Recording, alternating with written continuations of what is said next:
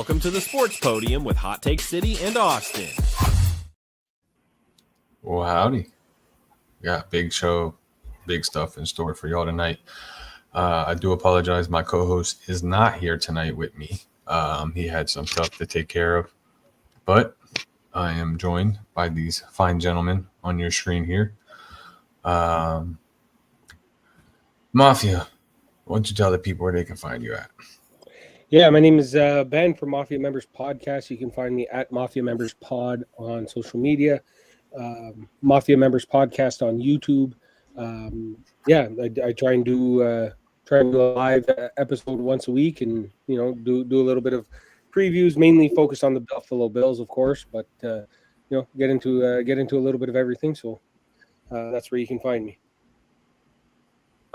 Hate First. Yeah, so you can find me on X at Hate First Sports, exactly what my display name says. You can also find me on YouTube. Not a whole lot of stuff there, but you can pretty much find me on Twitter every NFL Sunday complaining about the Jets being a shit team. So if you like that, you're going to follow. Untitled. First of all, thank you for having me. I mean, Of course. one of the first guys that really ever gave me an opportunity to speak my mind. But I'm working on the YouTube, I'm working on Instagram. It's very difficult, but X is where all my good friends reside, and you can find me as you see it, Untitled Fan FB. And thank you for having me. Eric. Hey, thanks for having me. You can find me here on X. It's at Ethan Lambera, of course, and then as well on Spotify, Sports Space Podcast. Talk a lot of Philly sports. I am a Cowboys fan, so I talk about them a little bit as well. Lots of things football, so you can find me on both of those. Thanks. All right, boys, we're going to get right into it, and we're going to go ahead and start with last Thursday's game and the Bills and Dolphins. I know we talked about it last week a little bit as the game ended. As everyone knows, Mafia is a big Bills fan. I'm an honorary Bills fan for the year. Hey, if you can't beat them, join them, right? If you can't beat them, join them. Exactly. Now that Jackson Dart's my quarterback, we might be back on that Giants, all the way. But let's talk about it, man. The Bills got off to a slow start last week in the first quarter and stuff, and and then obviously they picked it up towards the end. Tua had a little bit of a outing in the first quarter, first half. I'll give them the whole first half, but in reality, the Bills ended up winning that game, and I think they're, still the number one seed in the NFL as a whole. Mafia, give us your take on your Bills there. Yeah, I mean, and I think it's kind of been happening all season so far.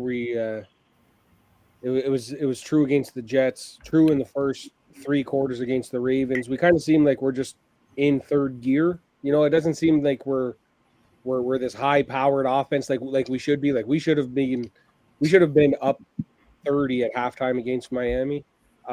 We should be up 30 at halftime against the Saints coming up this weekend.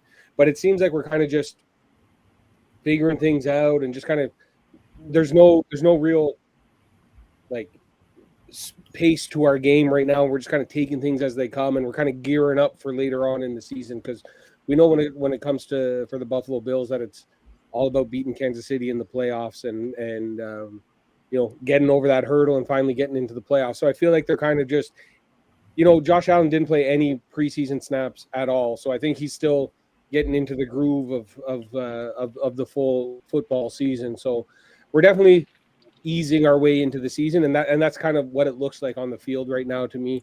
No urgency, no real kind of aside from the fourth quarter against Baltimore. That's a separate thing. There's no real urgency in how we play. We're not really doing too much, not showing too much. We're just kind of playing the games. We still get a 10-point win against Miami, so it's all right. We're doing okay, but I just think we're not playing at 100% right now. That's why the game seemed a little bit closer than probably it should have. Definitely. Everybody, welcome to the stage, Cowboy Ridge. How we doing, brother? What's up? Hey, good to see y'all. I Hello. appreciate y'all having me on. Of course. Hey, first, what did you see out of the Dolphins that you want to see more of, that you think that can continue through the year? What did I see out of the Dolphins? I guess they finally put up points. They made it somewhat interesting. I mean, to be honest, I hope that they stink. They're playing the Jets next. They do stink. You don't got to worry about that. They do This stink. is an unbiased show. Unbiased show. All right. I mean, Tua finally looked like he was getting back into some sort of a groove. I mean, other than that really costly, boneheaded interception that kind of lost them the game. He looked like he was kind of getting out of his funk a little bit. So Tyreek Hill found the end zone. So it seems like I feel like there's a lot of off the field stuff that's affecting Miami that kind of has them at this 0-3 point. They definitely have a lot of talent. So it seemed like stuff was starting to work on the field. Mike McDaniel looked like he finally called a decent game, especially against a team as good as the Bills. The fact that they were able to keep it close, but they have a lot of issues that they need to figure out. And I mean, it's an 0-3 clash against the Jets coming up. So if they're going to figure stuff out, that's a good team to do it against. But obviously, biased opinion, I hope they don't. But Eric, what did you see in that game that was interesting to you? Yeah, I think as far as going off some of the points there with the Dolphins, they scored 21 points, so the offense looked a little better. You did see both Jalen Waddle and Tyreek Hill both scoring there, so I think that was a good sign for the Dolphins. Going over to the Bills, a little bit of a slow start, but Allen did end up throwing for 3 touchdowns and ended up having a pretty solid game for his standards. So I thought the game was closer than I would have thought initially. I had the Bills winning by a bigger margin there, but overall, I think both teams had some things to take away from it. But Dolphins, a little bit better there, but need a lot of work for sure. But those are some of my takeaways from it. Untitled? Yeah, so one thing that was – so if we want to take a look at production, if you look at Josh Allen, I mean, he completed 22 for 28 passes. His passer rating was 134.1, 3.0 touchdown to INT. And it's that's really not coming together for the Bills then, man. What I want to add in tandem to that is the usage for James Cook. I'm really proud of. They promised it, and I see 19 rushes for 108 yards. It's just amazing. It's just about 10 yards a clip, and he got the score. They have yet to really unleash Allen, and that should scare everyone. I mean, he's Allen, of course, anytime he takes the field, but just really their willingness to spread that work around is something that I'm really taking away, and all my stocks are really happy all my Cook stocks are happy. Reg, this comment's for you right here. Did the Matrix get you when you left us there for a second? Yeah, man, you guys were you just sounded like bits and pieces of robots. So I shut her down and came back in, and everything sounds a lot better now. Good. What were your thoughts on that Bills Dolphins game? I mean, I think the Bills were playing for their coach, and they played inspired football, and they kept it a lot closer than I thought they would, and they probably saved his job by just keeping it close. But it appears to me that team is definitely in decline, and his Tua and the coach, I think, are on borrowed time at this point. You see his press conferences are just beyond me. Yeah. We didn't score enough points, and that's why we lost. And I mean, yeah. If you're Marshawn Lynch running over people, you can talk like that. Yeah. Yeah, like I mean, a Belichick style response, but right. you don't have those rings. Yeah, I mean, obviously the Dolphins got a lot to work on. They got to figure out their quarterback position if they're going to stay with Tua. But they're going to trade Tyreek Hill at trade deadline. They're going to build around Waddle. There's a lot of question marks on that team, and as with Mafia and Hate First here both being in their division. Obviously, they want to see them blow it up, so this way they won't have to worry about them for another 10 years. No, actually, I want them to keep it all together because it hasn't been working for them. So the longer they keep that head coach around, longer they keep Tua around, it's just better for us. So, we'll. I was almost on the verge of wanting Miami to win just so that they keep everything around for a little bit longer. But I mean, obviously the Bills are the Bills. We know who the Bills are. They, go in every week, win, and do what they got to do to get Josh Allen to win. Is this the year that Josh Allen gets over that hump and beats Kansas City in the playoffs? Because we know Kansas City is going to be there. Obviously, they're off to a slow start, but Josh Allen, hasn't beaten them yet in the playoffs, and last year coming off an MVP. So we'll see what happens. Speaking of Kansas City, that was Sunday night's game, and we'll go ahead and just get this out the way so the Giants hate is not throughout the whole show, please. Okay. I'm tired of having the Giants hate. Yeah, I know. Throughout the show. Okay. Yeah, you got some fans out there first. I got some haters too, it seems like. Oh yeah, he's a Patriot. Listen, that's my Arab brother from another mother right there. I go to war for that guy, and he's a big Patriots fan. So All right, so he's right there with me. Oh yeah. So, but we'll go ahead and get this Giants Chiefs game out the way. Obviously, everyone heard the news a couple of days ago. Jackson Dart, new starting quarterback. Russell Wilson just, had one good game against the Cowboys.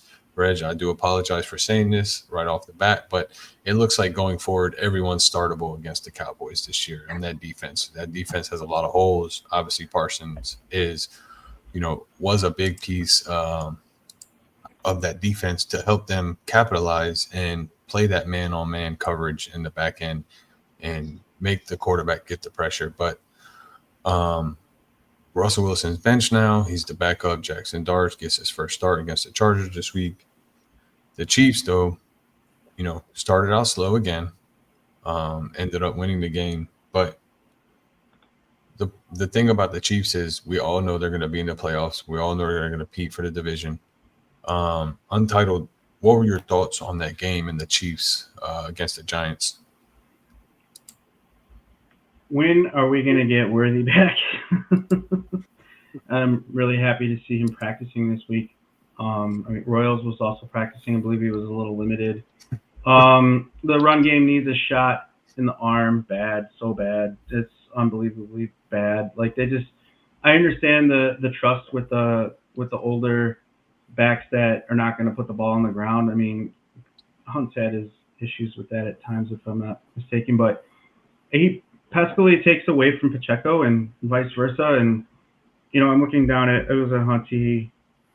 I gobbled him up embarrassingly in a few places where I'm kind of hamstrung. I'm hurt right now. And just looking at it from a fantasy perspective, I really want Worthy back. Mahomes,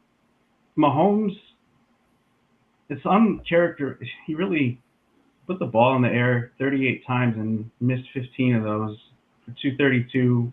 It was 86.7 passer rating, and it's like, again, that is the absolute bottom. He was, from a half PPR perspective, averaging just over 24 points a week, weeks 1 and 2. Follows that up week 3 with 13 and change, and it's like, that's the worst of it, So hopefully, we needed that as a tune-up, but didn't get it. They need their weapons back. Hey, first. Yeah, I think that the Giants game for the Chiefs couldn't have come at a better time. Like, starting out 0-2, you get a team like the Giants who is looking for a reason to bench their quarterback, and you let it all out now, brother. Just let it all out now. Just let all the Giants hate out now, please. That's all. Listen, they share a stadium with the Jets, and they might be worse. So First of all, the Jets share a stadium with the Giants, but we'll get to that afterwards. One thing I wanted to hit was I missed on Harvey a little bit. I missed on Caleb. I didn't miss on Cam Scatterbo, man. Those were the big three for me. And I was like, this guy's a monster running over people. Go ahead. My bad. Hey, first, I didn't mean to cut you off. No. You're good. You're good. But like I was saying, I think that this game came at a decent time for the Chiefs. Like they have the Ravens next week. Like they have a real shot at starting out 1-3. Like they needed this one. They have really, I think, United Untitled alluded to it. Like they have concerns in the running game for sure. And Pat Mahomes is like throwing the ball backwards uncharacteristically, causing like potential fumbles on like would-be screen passes. So like very uncharacteristic. I think that they have the pedigree and they have like they've been to 5 of the last 6 Super Bowls. So I'm confident that they'll right the ship. And what better way to do that than go out and beat Baltimore this weekend? So I think that they won an ugly game against the Giants. I think that they could have definitely made it a much, wider margin than 22-9, but I think that they'll figure it out as the season continues. And my division rival, Cowboy Ridge. I get one shot at the Giants, right? That's fair game. Oh, you listen. You get unlimited everyone, shots, Rich. Unlimited. You get unlimited shots. Okay? Unlimited shots. All right. You want me to talk about the Cowboys Bears game now, or that's what you want me to go? No. I want you to give me your thoughts on the Chiefs Giants game. Yeah. I'm ready. I got the Giants comment for when we get to the Cowboys game. I'm saving it. But hey, I think you're 100% right. Hot take, another hot take by you. I think they're going to be there in the end. Right now, the Chiefs are just kind of getting the engine running. It's kind of in idle, maybe going downhill a little bit. But, they always do this. When you play as many games a year as they do, I mean, you look in the last 5 years, they've played more games than any other franchise because they're always in there in the end of the, they're in the Super Bowl every year. So these guys take a while to get going. There's that Super Bowl hangover. So I think the Chiefs started to turn it around this week, and then from here you're going to start to see them roll a little bit. But I really think that I think it might be the Bills' year. I'm just calling it early. I think the Bills going to get them this year. Respect. Eric? Yeah, no, I agree with that about the Bills there. But as far as the Chiefs, that was a big comeback win for them. Comeback in the term, basically saying that they lost the first 2, they won this one here. So big win there for the Chiefs. Mahomes, unorthodox as far as his 224 and a touchdown there. I thought the Giants, Scatterbo had a solid game, a touchdown. He's looked real good so far. But as far as the Chiefs, that win couldn't have come at a better time, starting off the season 0-2. So I think that one there was big for the Chiefs, and we'll see what they can do going forward. As far as the Giants there, starting off 0-3, I'm looking forward to seeing what Jackson Dart can do. And to your point, that touchdown comes by way of Tyquan Thornton, and it's like you really just – that's what Mahomes does, turns, what everyone was just like, oh, he didn't live up and is still not – anywhere near a second-round return in value, but it's like in real time. But he's just turns him into, 2 back-to-back weeks. Great weeks for him. Mafia? Yeah, I mean, I think the Chiefs, especially after the Worthy injury, they already know that Rashee Rice is out, so they're just treading water until they get all of their guys back. And I don't think they're concerned about starting 0-2. I think they also know that it's the season it's a long season. There's lots of football left to be played.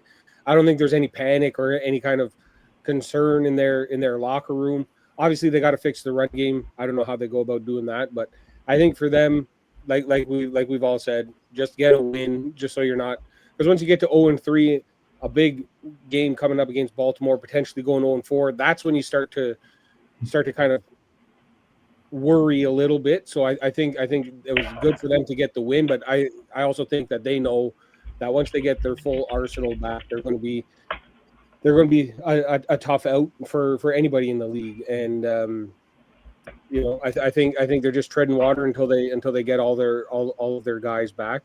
And yeah. Yeah, I mean, they got a big matchup this week against the Ravens. So one of them potentially can go 1-3 to start the season. So Next matchup I want to talk about is the Rams Eagles. Obviously, all the talk around Jalen Hurts being, not a good quarterback this year. He hasn't thrown a touchdown pass. Blase. Well, he came out and threw 3 touchdown passes, got his team going, put the team on his back, and came back and won that game for him. We'll start with you, Untitled. What were your thoughts on that Eagles-Rams game? I mean, what a play for just the ages to remember. And I love that post game, but just like the champs had to have one. They did. Yeah, one thing I was keeping an eye on from a more of a personal perspective this week is Devontae Adams popped up on the did not practice report today. I didn't really see too much of what was going on with that. I don't know if it was for personal reasons or injuries. I didn't see anything beyond that, but a little concerning. Nakua led all wide receivers last week in targets with 15. That's a massive week for him. And we drafted him to do that. He did it. Yeah, looking back, I also think that one thing that's encouraging for me to see, at least from the Rams side of things, again, is they're giving Kyron Williams a little bit of a breather, hopefully, so they don't lose any pop during the stretch, the playoff stretch, which they should hopefully be around for in their eyes. Corum, again, ran the ball 8 times for 35 yards, which isn't amazing, but it's nice to see them have more than one mouth to feed successfully. Yeah, again, the tight end position worries me. From the Eagles side of things, they're going to run that just push to the ground. I was really happy to see Devonta Smith get on the scoreboard because I was starting to get a little concerned unnecessarily probably, but he's little, but he's just a little Ferrari. And I was happy to see their AJ Brown. What a day. So their playmakers came through, and I think the arrow was just like, they're the champs, Hey, first. Yeah, I mean, I was driving home with a buddy of mine who's a big Eagles fan, and he had the game on the radio, and we listened to the first half, and it sounded like the Eagles looked like piss poor in the first half. Like they couldn't generate any offense. Like Saquon was getting stuffed, Jalen Hurts was getting sacked. The Rams were just bullying them for the first half, and then sure enough, like I get home and look at my phone, like the Eagles are blocking field goals, driving down the field at will. Like it was really a tale of 2 halves. It makes me wonder, like, why is there a new offensive coordinator calling such a conservative game when like Jalen Hurts clearly shows you that like, he's capable of connecting with the star wide receivers. Like everyone was wondering, like, where did AJ Brown go? Like he had 100 yards in the second half of Sunday's game. So like he's clearly still got it. Like Devonta Smith clearly still has it. Like it just makes me wonder and maybe it's because they're the Super Bowl champions and like they're just kind of easing into this year and just finding ways to win games. But if they don't block that kick, like they lose that game, and like I'm sure all the fingers would be pointing to the offensive coordinator to be like, why weren't you doing this from the jump?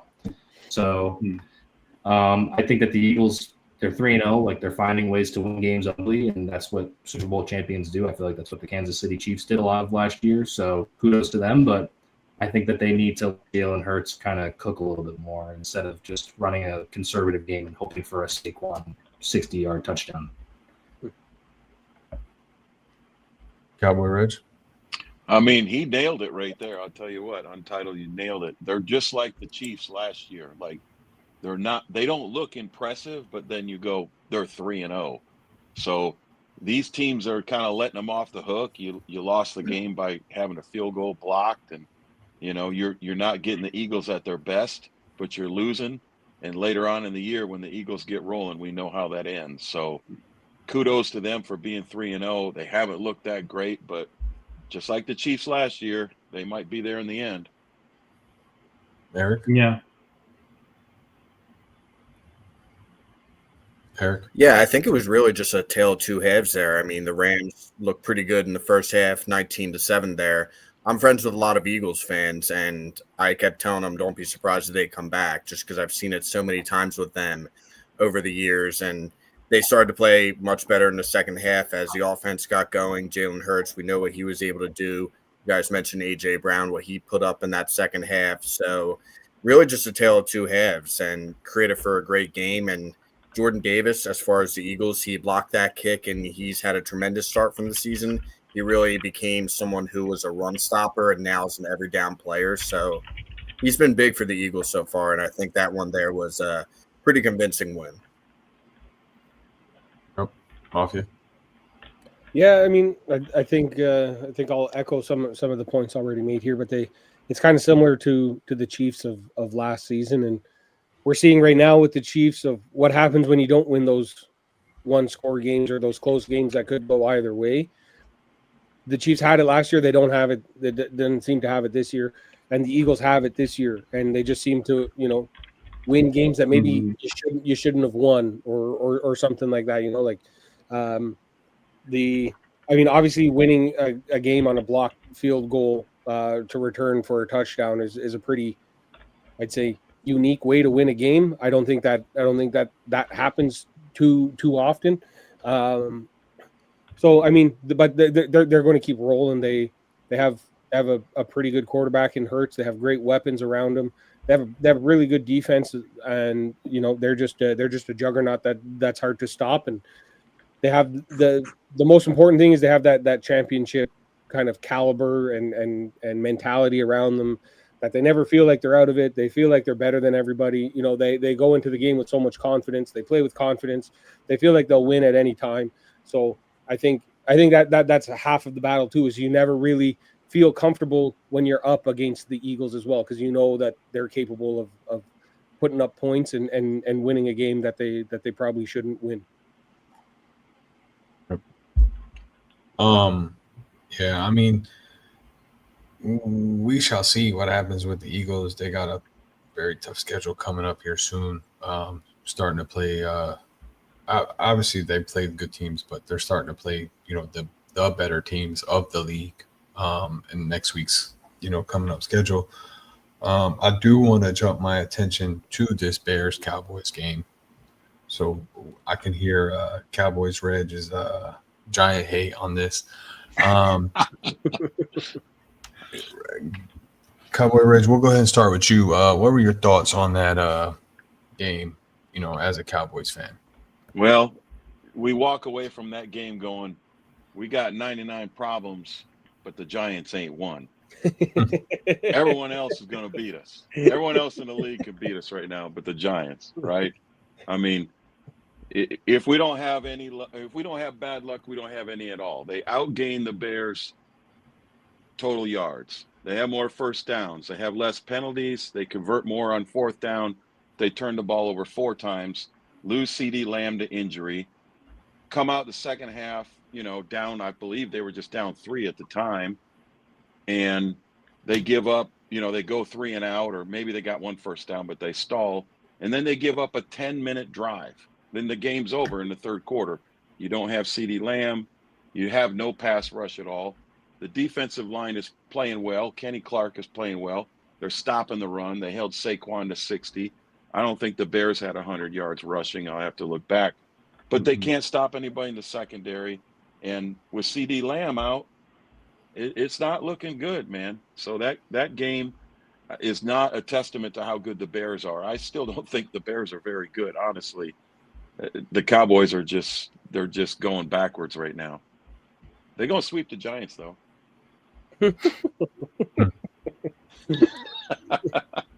Probably not, honestly. Probably not. But we'll see.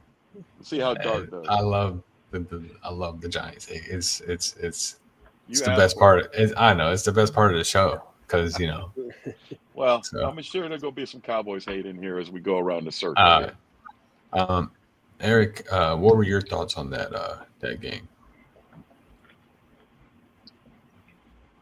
Eric? Yeah, I mean it was a tough one because I thought the offense showed signs of life at first early on in the game, but then from there it's just complete domination from the Bears. Cowboys defense has been getting shredded. Yes, they're going to get Bland back this week, but the D-line play has not been very good, and Trayvon Diggs has not looked good at all this year. So it's a tough day on defense. The offense, like I said, they had their moments. I like what Javonte Williams has been able to do this year. He's been surprising me so far, and that was some of the things I took away from them. So I thought Dallas showed signs of life on offense, but they were just too far in as far as the defense goes. So definitely an ugly game there, but credit to Ben Johnson, Caleb Williams, and the Bears. They played a great game there. Hey, first. Yeah, I think as the season progresses, like we're seeing Dallas's defense for what they are without Micah. And I think that there was a stat where last year they were the best defense in football with Micah on the field. And then when he was out for a bit, they were statistically the worst defense. And I think that we're seeing a lot of that worst defense at all times this year, because obviously he's not on the team anymore. But there were so many plays where I think Caleb Williams had like 4, maybe 5 plays of over like 30 or 40 yards where he's just bombing the ball to wide open players, like the flea flicker in particular. Like Swift, that was a terrible toss back to Caleb, but I thought it was going to – the ball was thrown so high back towards Caleb, I thought it was going to go out of the stadium. Like it was such an awful play, but the protection was so good, the rush wasn't there, that Caleb got in and just threw a bomb to Luther Burden that was, traveled like 60 air yards and he was wide open. So I think that the Cowboys have a lot to figure out on defense. I think that, they had the nice win against the Giants, required some heroics from Aubrey to even get them past the Giants. But I think that this is who the Cowboys are, even with Bland and Diggs being full participants in practice today. I think that, we're going to see more of the same throughout the season. Vin, welcome to the show, bud. What's going on, Vinny. guys? Good evening. How's everybody doing? Excellent. Thank you. Untitled, what were your thoughts on that? Look, you got some more fans. Hey, first. What were your thoughts on that Bears Cowboys game? There are a few takeaways for me in that, for the first 2 weeks, it was really clear to me that the Bears come out with a plan and, a game script, the first 20 plays. Caleb looks great usually, and then they fall off the rails. They don't make adjustments at halftime. They make mental errors at the line of scrimmage. Man, this week, I still saw some of that. But wow, from what I do perspective, from a fantasy perspective, he turned that into a QB1 performance. Luther Burden, first of all, I don't really advertise it that much, but I am a Bears fan. Oh, the truth comes out. No one really knows that because, it's like every time I go to talk shit or anytime, we haven't had a playoff win in 15 years. So, but it's like, or appearance rather, or whatever. No, they made it 7. Yeah, that's how bad it is. Okay. So one of the takeaways for me also is just how better than decent the defense performed with the absence of Jalen Johnson, who is just a dominant.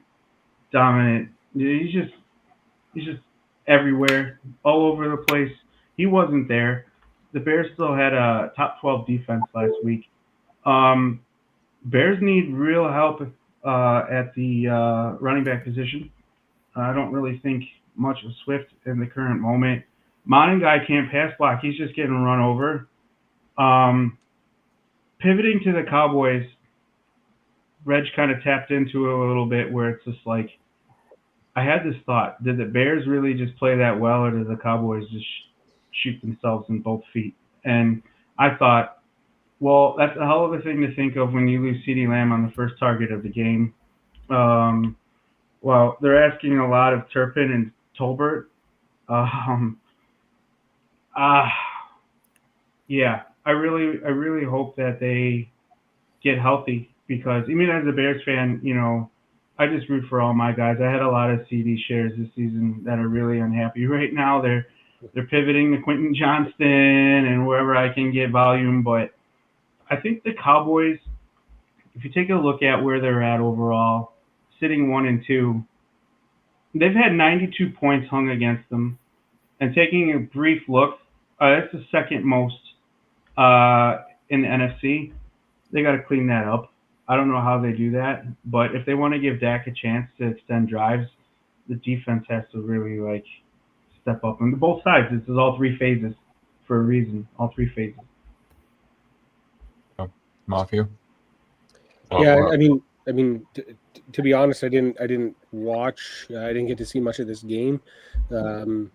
I just feel like, if you're maybe Reg, you can speak to this as well. Like, this is a game, if you're a Cowboys fan, where you're like, this is a game we should win. I expect us to win this game, and it kind of all that whole kind of idea goes away super quick once you lose CeeDee Lamb, especially, and you're just kind of stuck. Like, now you're kind of in like, okay, now you're in that playing that game of, okay, well, we beat ourselves today, and like, we're still a good team and all this kind of stuff, but like at the end of the day, you obviously want to win every game, but this is a game that you're like, okay, this can kind of help.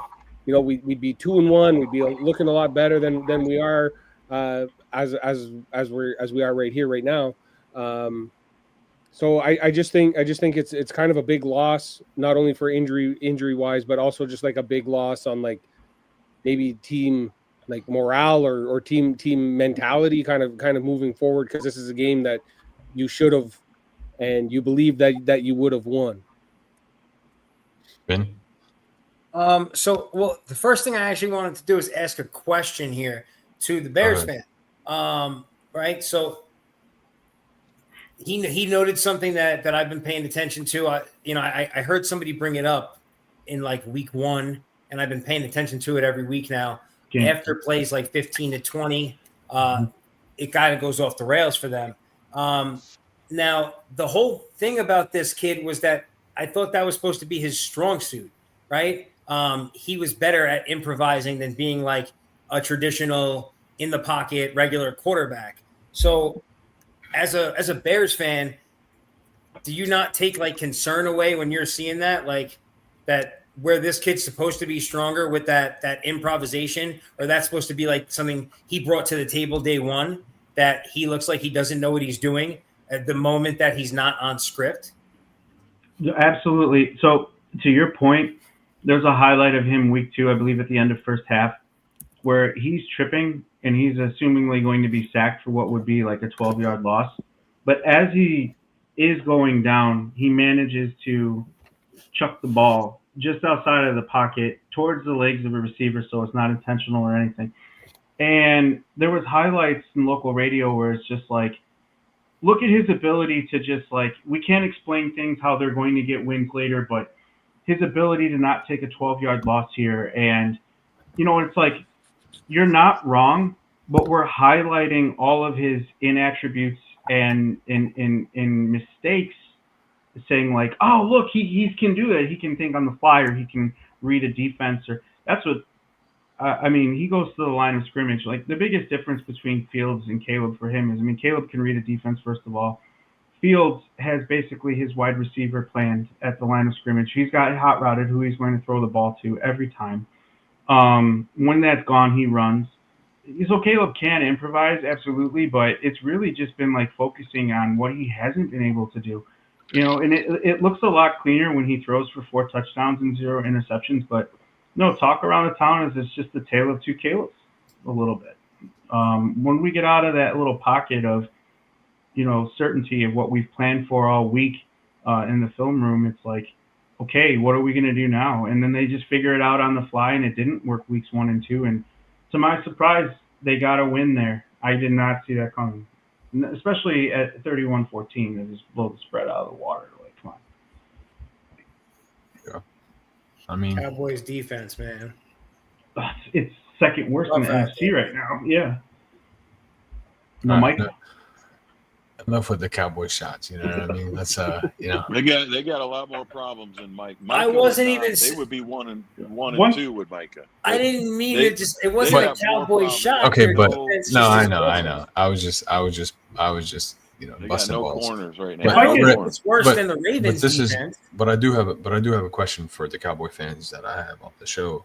Do you think Parsons makes that much of a difference in this year's defense than what you've seen in the first 3 weeks? Not unless he can play cornerback. I mean, they can't cover. They can't cover anybody. And linebacker, which he used to play in college. That's not a shot at him, but we have no linebackers. No one's covering anybody in the middle. No one's covering anybody deep. They got 3 corners that are out in injury reserve, and they didn't do anything in free agency to replace those guys when Stephon Diggs was sitting out there going like, I'm not Stephon. That's just Stephon Gilmore, sorry, is like, just give me a call. Let's go. And they wouldn't do it. He's too old. He's too slow. Well, what do they got out there right now? It's terrible. So, no, I mean, would Parsons have a couple extra sacks in the stat column? Absolutely. Could he have won that game in Chicago? No, they lost that game when CeeDee Lamb went out. That was the end of that game. Then they turned the ball over 4 times. They gifted the Bears. I'm not trying to downgrade Williams. He had a great game. But you were gifted 4 turnovers. 4 turnovers to 0. Who in the league, Eagles included, who can recover from that?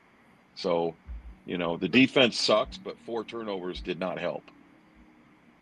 Sure.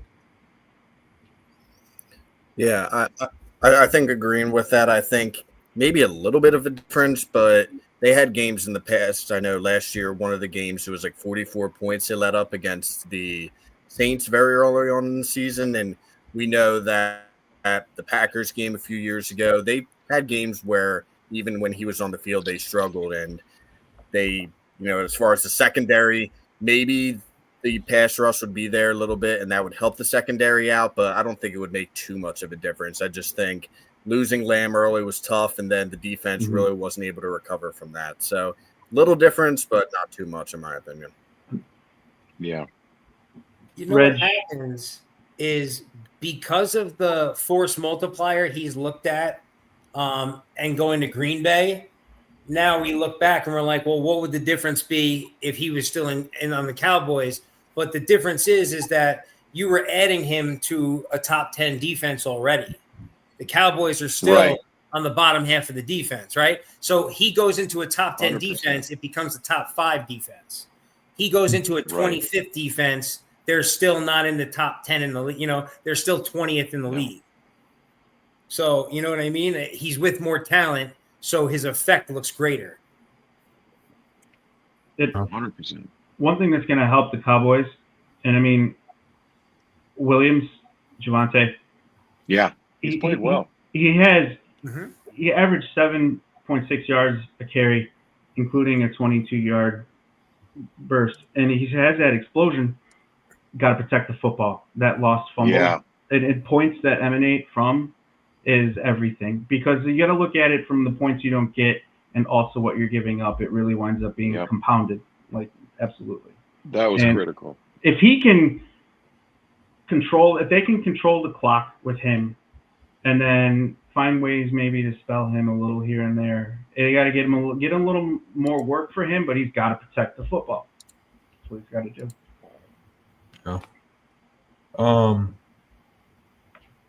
Next game we're going to talk about, and we'll do you that favor, and we'll go ahead and talk about the Jets Bucks. Start with you, Hey, first. What were your thoughts on that game?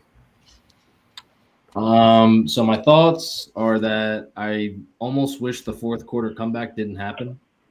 I think as soon as we took the lead on that blocked field goal, I knew we were losing. There was too much time on the clock, and it would be the most Jets thing ever to let Baker storm down the field. So I didn't even celebrate that much when that happened. And I think week 1 and week 3, some people are calling it moral victory. I think bad teams find ways to lose games. Good teams find ways to win games. I think that Tyrod Taylor looked mid like he always does. He's been a career backup for a reason. Still prefer Justin Fields over him, even though he looked like crap against Buffalo. But the only saving grace is that the 3 losses the Jets have, those teams have a combined record of 8-1. They got Miami on Monday Night Football, which is going to be a terrible watch. The only people watching that are going to be Jets and Dolphins fans, probably. Is it too early to flex out a game? Can we flex out a Monday night game already in the season, or what?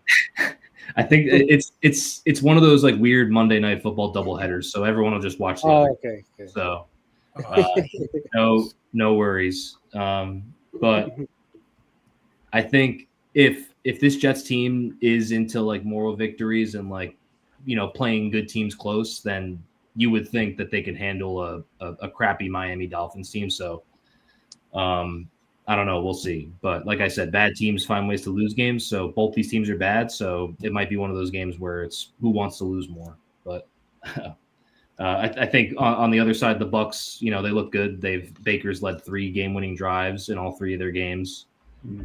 He's finding ways to win games. Like I know a lot of people had him as an MVP candidate. A lot of people have them making a deep run in the NFC. And I think for now they've had a weak schedule, but they've, you know, similar to the Eagles, they've found ways to win games against lesser teams, and hopefully they can keep doing that and get some of their offensive linemen back as the season progresses. Mafia. Yeah, I mean, as a fan of a different AFC East team, I'm always happy to see the Jets lose a game. So I mean, I think from the Jets' perspective, this is your first year with a new head coach, first year with Fields. I feel like anytime you're trying to start something up, you need to give it a little bit more time than 3 games. And as a Bills fan who went through a 17-year playoff drought and seeing lots of new head coaches and lots of new starting quarterbacks come onto the team, I feel like the worst thing that you can do is move on too quickly before you can kind of build something around what you're doing, and just give it some time. You're going to be bad this year, probably going to be bad next year, but maybe you can start turning things around a little bit and start getting better. We know on paper that defense is really good. They got a lot of good pieces on the defensive side of the ball.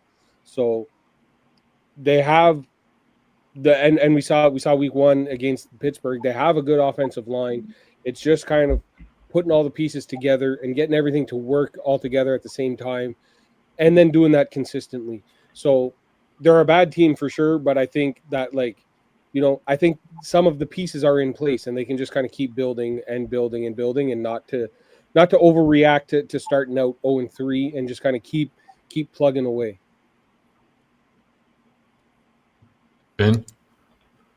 The Jets.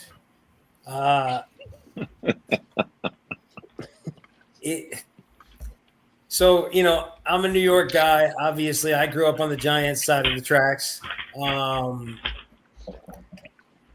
So, like, this doesn't surprise me at all what I'm seeing from them. Like, when I just take it, like, from that perspective, I'm like, oh, it's the Jets. I get it.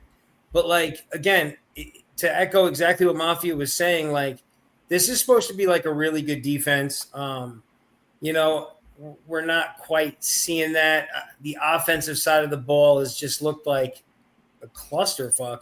It has not looked buttoned up like I expected, based on all the talk around an Aaron Glenn team, what that would look like because of who Aaron is, from his teammates, from other analysts, etc. I expected to see a much tighter offense than I've seen.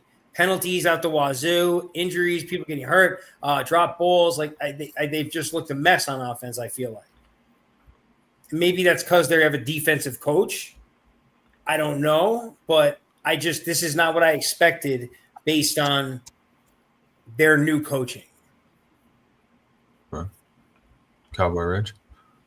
I'm just impressed with Baker Mayfield. I mean, the guy, every time he's faced with a game-winning situation, he comes through in the clutch. He shows so much emotion, and you just can't help but cheer for the guy coming out of Cleveland the way he did. So I think the Jets are a gritty team, and they might give people problems, but you know, as we've said, you know, those winning teams find a way to win, and those losing teams find a way to lose, and that's where the Jets are right now. But Tampa could be a problem in the NFC. I know I don't hear a lot of so-called experts taking Tampa serious, but they're 3-0. At some point, you're going to have to take them serious. Yeah. Untitled. What a defense. It was touched on before.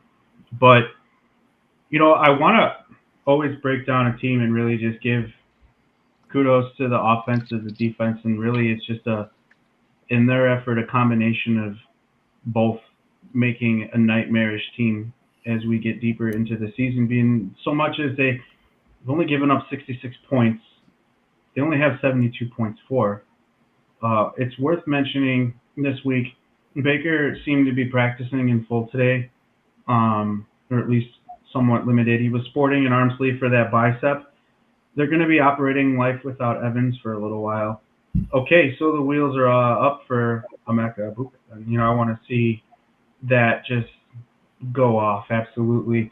One thing I need to – pardon me, go ahead. I just said he's awesome. Oh, God, he's just like one thing that is important for me is I just started documenting winning home leagues. Then I was winning tournaments. Then I was winning. I own my L's. I did not think – I was just like, okay, they took the best player off the board. They have Godwin, who's the slot. Why'd they do that? And then I was like, well, that's why they did that, because he's incredible. And that's why I'm here, and those guys are there breaking that down. But the Bucs are just coming up with wins. Baker has ice water in his veins. One thing that didn't get really talked about this much this week, Bucky Irving is someone that I have just better expectations for. Carried the ball for 25 times. I believe that was a season or week 3 high for all running backs. 2.6 yards an attempt at 66 yards. He did get it done in the air, so he did combine for almost 100 all-purpose yards. So they do find ways to get it done, and they're looking dangerous. The New York Jets offense. I was reading some takeaways this week prior to the game, week 3, and it was Tyrod can operate this offense a little more effectively, even though he's 36 years old. And I'm like, yeah. All right. But to all of that, even though the Jets operating as a bottom 4 defense in what they've done, I thought they'd be a little cleaner post-Salah era. And that front, they did lose some bodies. They lost quite a few bodies over that. But when Fields returns, I want to see more Breece Hall. It's not the Breece that – I don't think he's the same Breece, obviously, but you look at that Jets, and Justin Fields, he can be dangerous. Breece Hall, okay, he can be dangerous. Garrett Wilson, he's dangerous. It's all right, so why can't it collectively be dangerous? And I just really want them to focus on their game. And however that looks right now for them, they gotta get Fields back healthy. Even though I don't think he's, look, you guys know I'm a Bears fan, but I think they're gonna sneak some wins out and upset some people. They can be little Hornets, but yeah, the takeaway here is the Bucs are dangerous. Eric? Yeah, I think one of the stats that I found pretty awesome about the Bucs so far is they became the first team in the Super Bowl era to win in the final minute in the fourth quarter in each of their first 3 games. So they've been really good in that aspect, late wins so far this season. They did have 14 penalties on the day, so you need to be a little bit disciplined there. But I think a lot of you touched on it already about Baker Mayfield, the job that he's been able to do since he came here. You saw, of course, the departure from the Browns, and then after that struggled with Carolina, and he's really turned his career around. So another great game from Baker there. I know he's playing hurt, so that is something to watch. As far as the injury to Evans, also something to watch, considering the fact that you don't have Godwin as well. Jets kept it closer than I would have thought, especially having Tyrod Taylor. You're down your starting quarterback. So I think all in all, it created for a pretty entertaining game, and what a finish as far as that goes. Yeah, no, definitely. I definitely agree with that. We'll see, man. The Bucks look really tough in the NFC, and they definitely can make some noise in the long run, go playoff time. And obviously, that's the Bucks division to lose. No, I don't think anyone in that division is going to compete with the Bucks. And only way they lose that division is if they just have the biggest meltdown in NFL history. Because I don't see the Saints, the Falcons, even touching them, or the Panthers. Obviously, Panthers actually got worse. Yeah, I think so. I I agree. was almost going to say that. It's just the expectations we had for Bryson. We'll get into that. I won't steal that thunder. Is like, man, are they going downhill? Yes, It seems like it. yeah.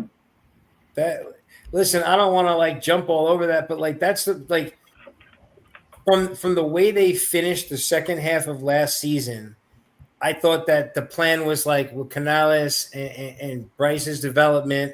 I was excited to see them start this season. They added a new weapon with Ted McMillan for him. Oh, snap. Smells like friendship in here. Smells like There he friendship in is. here. What's up, boys? What we doing? Before we continue, I just want to give a shout out to my guy right here, Brandy Ballers, custom made logo helmet. Oh, That's Ooh. He does sell them. If you go to his page, pretty sick here. We're gonna Right. share that link. I'm not jealous Get at all. I'm not even Yeah, close. Yeah, I get Cowboy Red got one as well. Oh, that's cool. That's cool. I feel So inadequate. shout out to him. Yeah. If you do want one custom, he does sell fantasy I trophies have a as well. spinny one right here. It spins. He does sell fantasy trophies as well for your fantasy leagues. All you gotta do is just go to his page. It's Brandy Ballers on X, and you'll find the link on his profile and be able to purchase whatever you want. Oh, This game's Back to reactions. The next game I do want to talk about is the Lions Ravens. I think that was probably one of the best games of last week. We did have quite a few good games, but I would say, with those two teams and how things have been panning out for both teams, obviously the Lions got the win 38-30. Mafia, we'll start with you on that one because we know your love for the Ravens you have as a Bills fan. What were your thoughts on that game? I mean, one of the things I was talking with a friend of mine, and I think like one of the things in watching the Detroit Lions, especially after week 1 against Green Bay, we're like, oh man, what's going to happen? They lost both their coordinators. They're not going to be a good team. And then this week against the Ravens, we see kind of some of that offensive creativity coming back, and we see some of the style of play that is what the Detroit Lions do, and they do it well. And I think it was the handoff to St. Brown, and then he pitched it to Jahmyr Gibbs, who ran it in for a touchdown late in the game. Like that's a pretty great that's a great play design. It's a tough play to stop. That's something that we see that we're used to seeing coming out of the Detroit Lions. And so me personally, I liked seeing that coming out of Detroit, and kind of seeing some of those things that we were missing from Detroit the first couple weeks. And then as far as the Ravens are concerned, again, I'm happy when AFC East teams lose. I'm happy when the Kansas City Chiefs lose, and I'm happy when the Baltimore Ravens lose. So for me, it was a good week.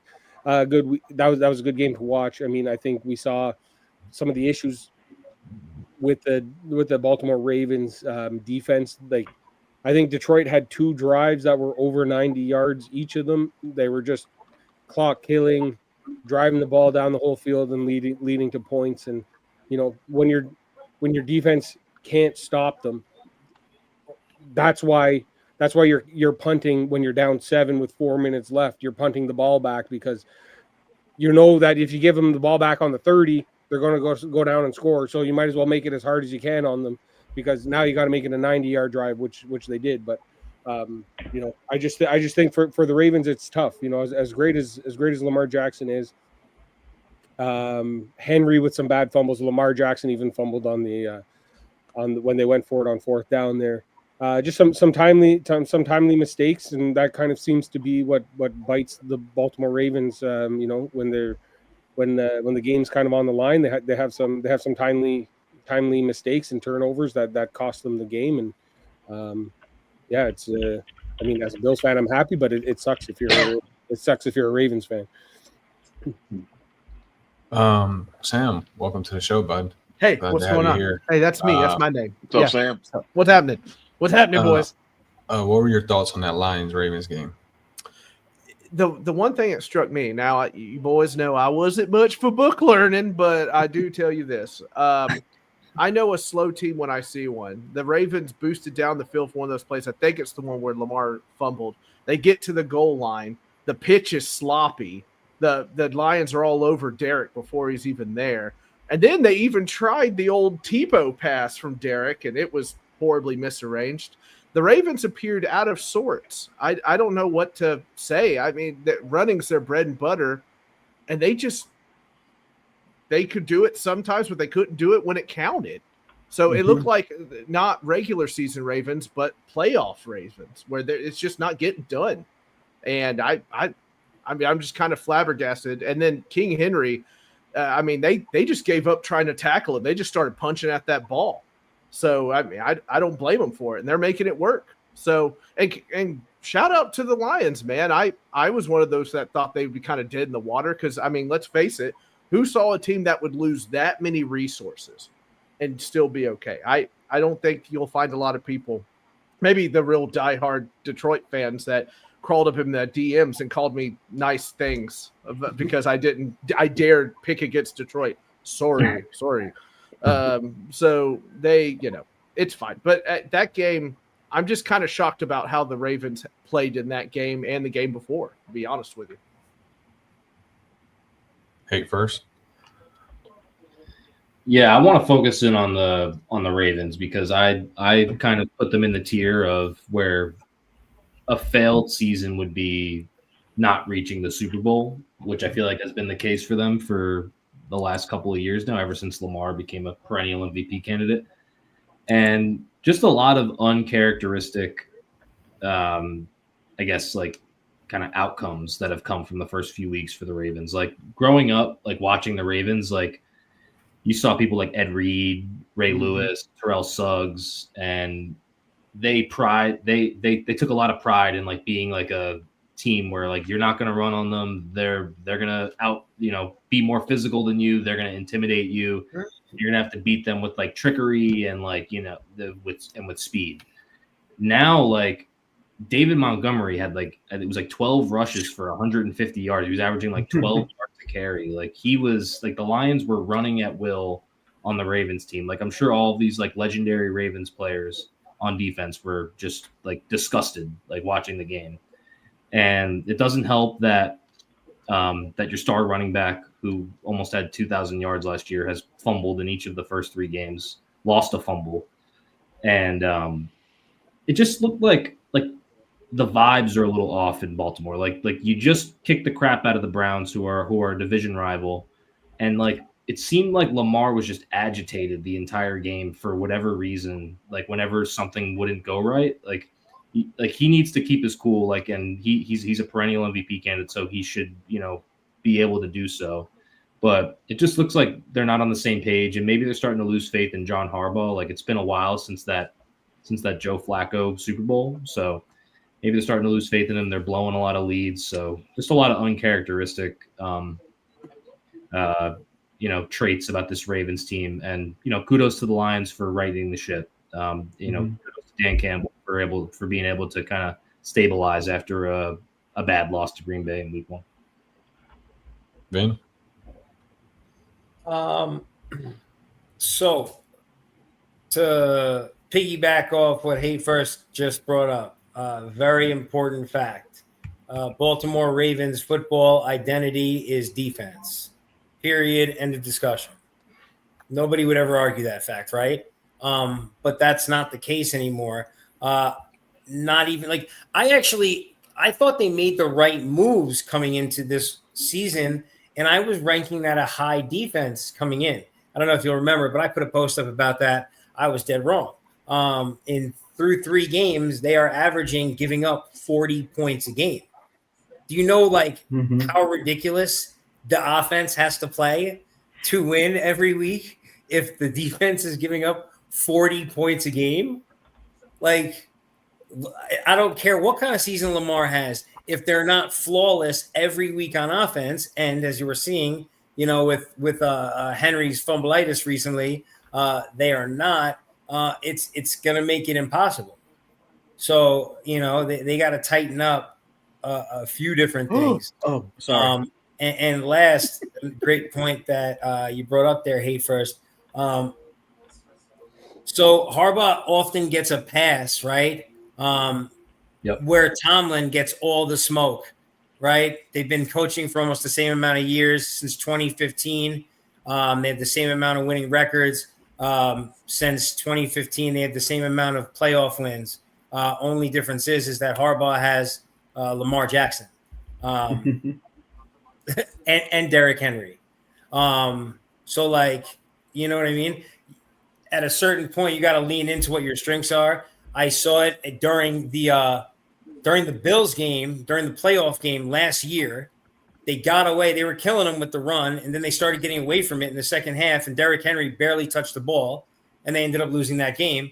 But I have seen Harbaugh coaching gaffes repeatedly in the Lamar era that throw wins out the window, Lamar performances out the window. So, I think he does need to be held accountable more, and people don't really bring that up, which is a surprise to me. Because again, their defense gives up 40 points a game, and they're the Ravens. The home of possibly the greatest, two of if not more of the greatest defensive players to ever play football, Ray Lewis and Ed Reed, right? 2000 Ravens, man, up there. The Giants fans know about the 2000 Ravens. Listen, Mo. Okay, and the Bills know. We only have one Super Bowl loss. So do the 85 Bears. You want me to expand on that thought? And the Bills know about the Giants too. So we're talking about the Ravens from back in the day. Okay, we're not talking about the Bills. We're talking about the old school Ravens.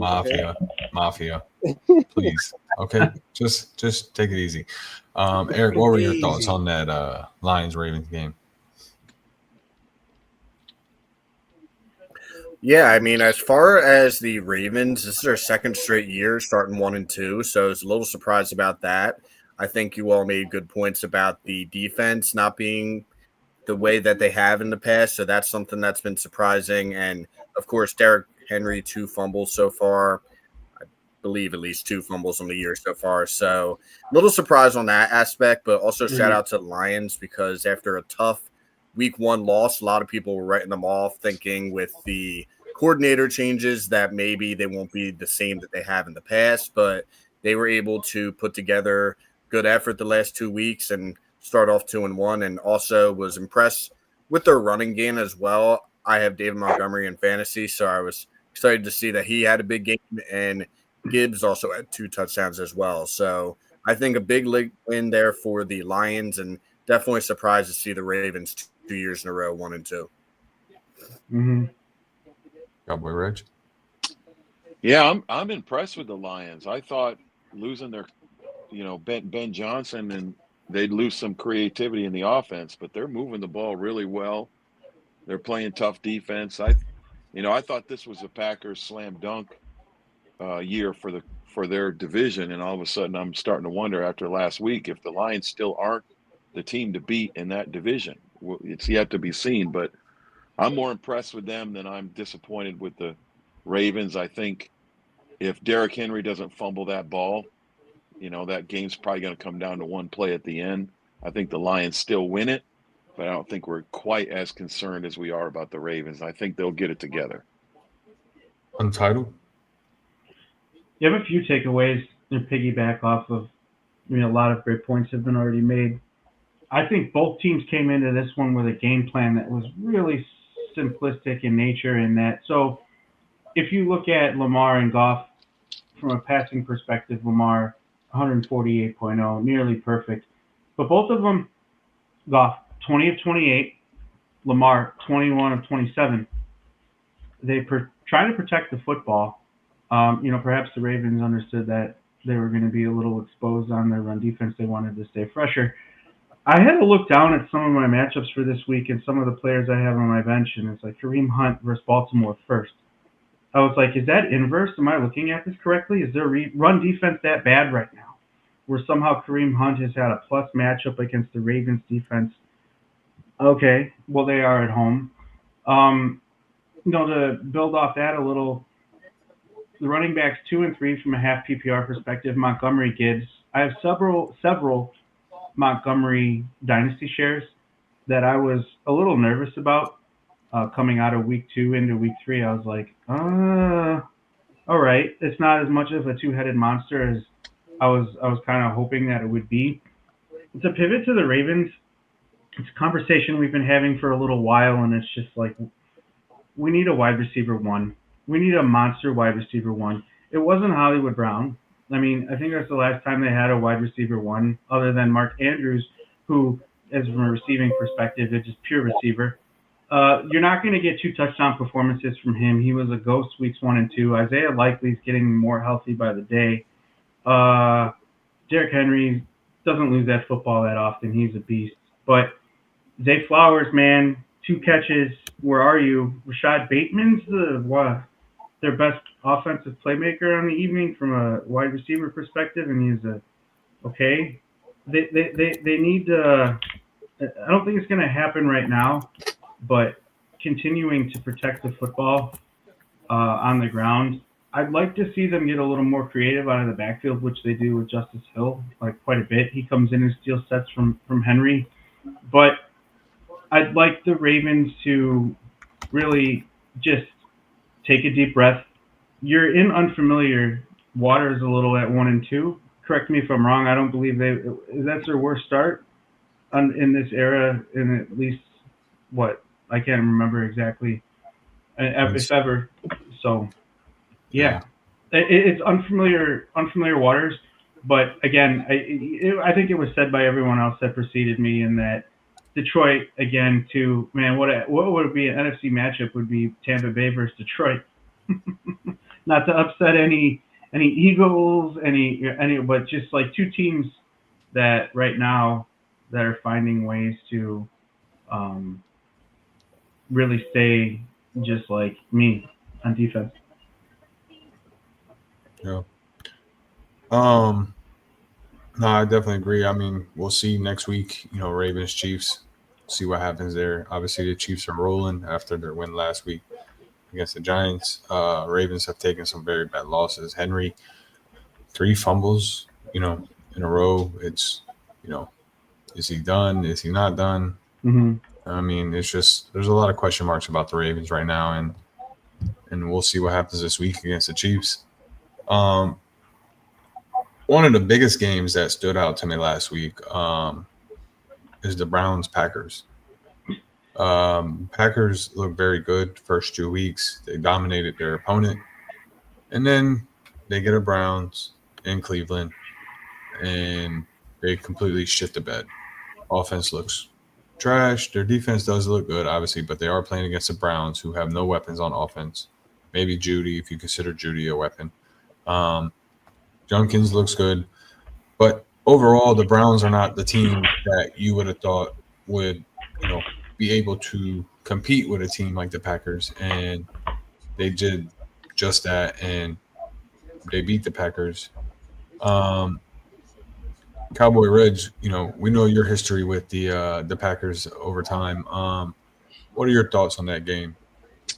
Well, funny you should ask. My daughter got married over the weekend. Congratulations. And, thank you all. Congrats. And so we had wedding festivities. Do you like him? For Do you about like 4 him? days Yeah. straight there. So long story short, he is from Ohio, and he's a Browns fan. Great football state. One of the greatest football states.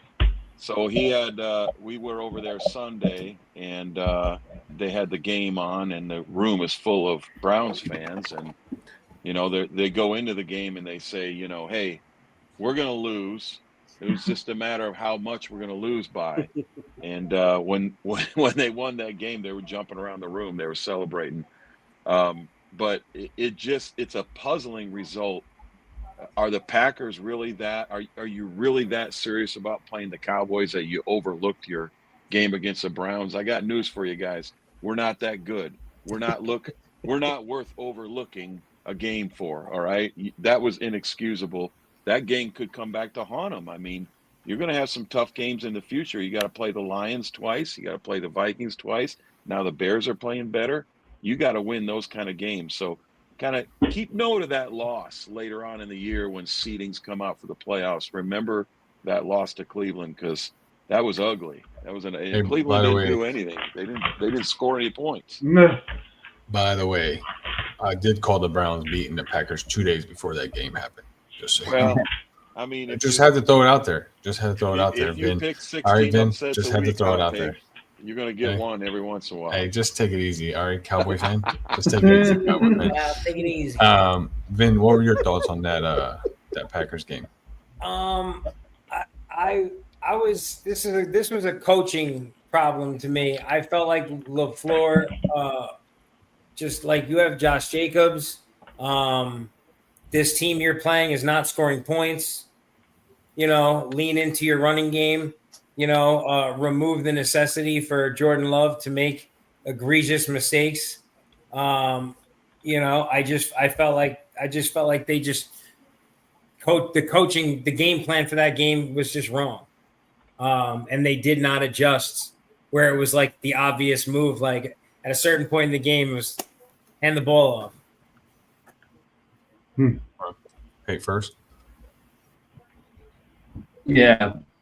I have a couple takeaways. One, I forget who on the Packers it was, but one of them was like, I really think we can go undefeated this year. I don't see a team that can beat us. As soon as I heard comments like that, like I knew that they were overlooking the Browns and they were already looking ahead to the Dallas matchup or even further down the line. Like this, one thing I learned is that no matter how bad you think the Browns are or how good you think the Packers are, like any team could beat any team on any given Sunday. And it's all about the preparation and that coaching comes into play there. So, maybe LaFleur didn't do a good job of, preparing his team for the Browns and not, limiting, some of the players to looking ahead and kind of like looking past the Cleveland Browns. But I feel like the Packers' biggest question is not their defense. I feel like the defense played a great game against the Browns. And their defenses look great so far this year. But Jordan Love, it's like I feel like he's a little bit of a roller coaster where he's very streaky and he'll play like top tier, like MVP level football for like 2 or 3 games in a row. And then he'll have these games where he just throws like these ridiculous interceptions and kind of like throws the game away. And this was one of those games. I feel like he put the Browns in a position to come back and win. And ultimately the Browns kicked the game winning field goal. And this is how you lose some of these games. It's by not coming in prepared and, looking past some of the lesser teams. And I think LaFleur said it perfectly after the game.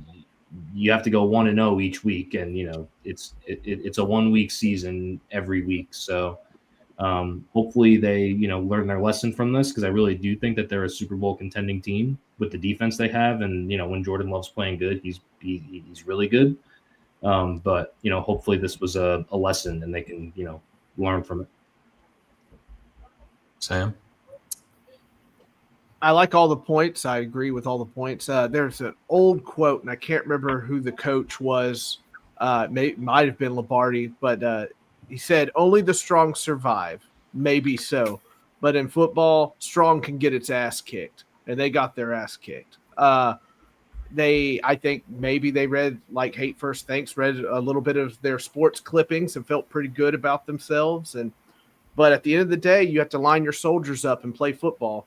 And they were not ready to get punched in the mouth. And I think if you're the Browns, you look at that like that's the template to winning. If we can drag a team down into the mud and have them have to try to crawl out of it, we can win games. And that's what they did, and that's how they did it.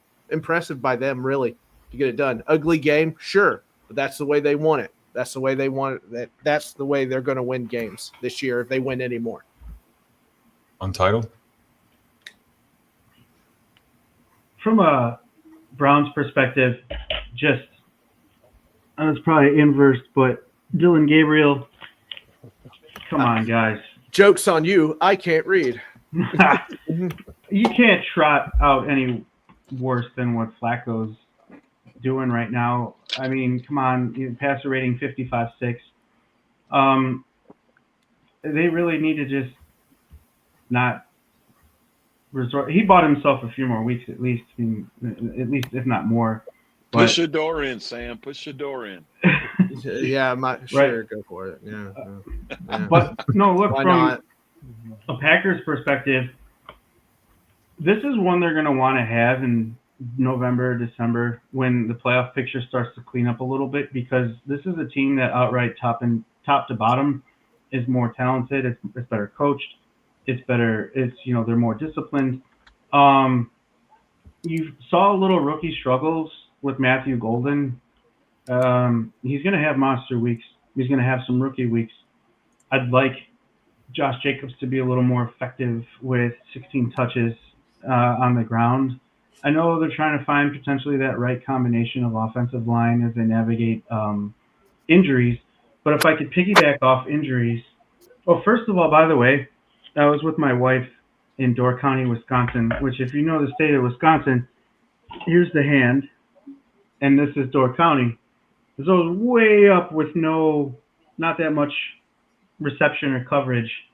And so you have to go out to watch the game. And we're out driving around trying to find a place for the game. And we just got into town as the game was ending. And you've never seen so many people upset in Wisconsin. Just like, even when I was getting coffee later in the day, this guy turns to me. And I got to say, I went with it for a second because I can't admit I'm a Bears fan in Wisconsin. I just was like, no. I'm pouring coffee. I was up there for the draft. Don't do that. No, well, they're nice. Is Wisconsin nice? They really just like, oh, it's adorable that Bears fans think it's a rivalry. It's really just Vikings versus Packers up there. But they are getting healthier. They're going to get Watson back hopefully later. Kraft was a little tuned up. One thing I wanted to mention was just like, obviously Dobbs didn't have a great week himself either, but I was looking at it earlier in the day and just like some of the first reads or just, Love, there's no Love Dobbs connection that I'm savoring over right now. What I'm savoring over is he needs that connection right now, and it wasn't Golden last week. He's getting players back that are more healthy. He's got to hone in on his weapons and have a better week. And if that's his floor, his passer rating was 89.3. The pick is really what killed him. The pick. Like, again, points that emanate off of turnovers. I don't remember if that one did, but it set them up for field position, I believe, if I rewatched that one. And it was just like, okay, wow, the Browns are really going to keep this one close. Yeah. Eric?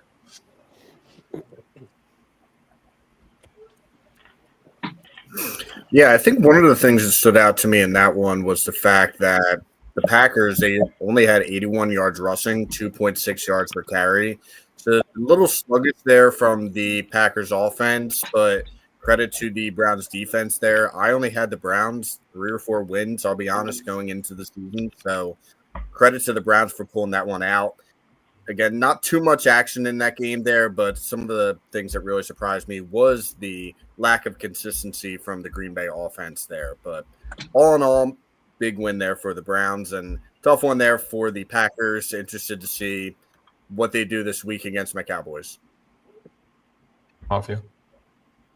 Yeah, I think this is a game that kind of shows that, a solid defense can win you games in the NFL, and if you can always, if you can slow down a team and like Sam was saying, you kind of drag them into the mud and play a style of game that you want to play and that you feel you're good at playing, then you can go out there and win any game on any given Sunday, and a Tennessee mud. Unfortunate for the Packers. We've said it a couple times. It's going to be one that they want to have back in late November, December times. And I think the Cleveland Browns have a really good defense, and with that, if you can hold the team to, what did they score, 10 points or something like that, 13 points? Correct. If you can hold the team to that many points, your offense can be pretty bad and still win games. So that was kind of my biggest takeaway is that the Browns defense is, despite them being a bad team, the Brown defense is still pretty good. Boys, any other games from last week that y'all want to talk about, or any player that y'all want to talk about from last week before we move on to this week's matchups? No, sir. No? Anyone? No?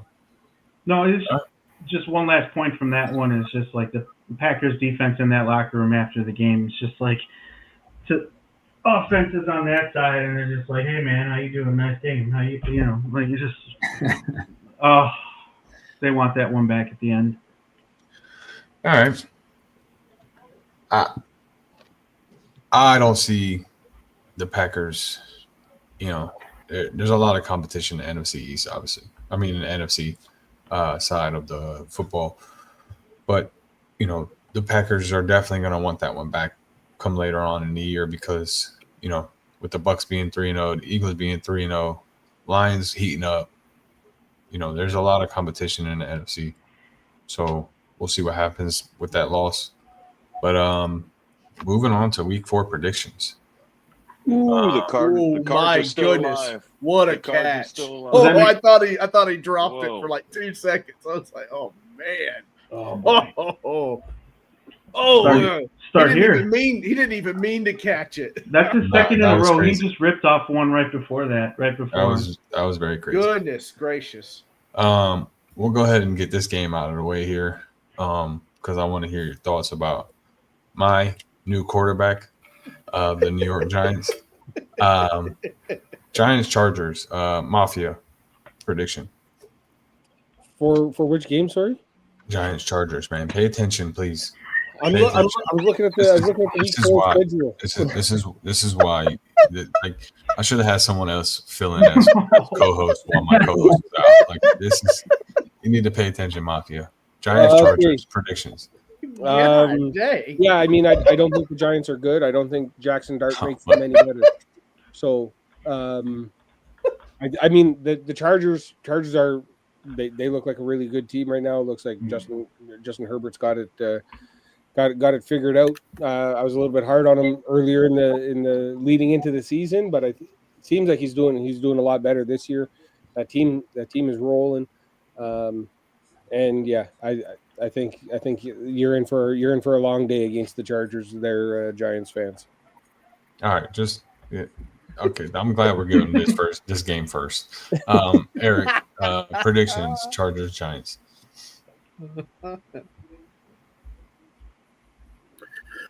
Yeah, so I think I'm very interested to see what Jackson Dart's able to do this week in his first game. It's going to be a tough test there against the Chargers, but I have the Chargers. If I had to throw out a number there, I'll go 27-13, but we'll see what happens. But yeah, I see the Chargers taking that one. Untitled? Yeah, I was looking at. I have a lot of. First of all, when I came into the room, I was telling you, congratulations on the new era. First of all, it's exciting regardless of the outcome. True. That's true. The Chargers are extremely for real. The defense has only given up 50 points. I was looking at just kind of some of the distribution of the football. I mean, they lost.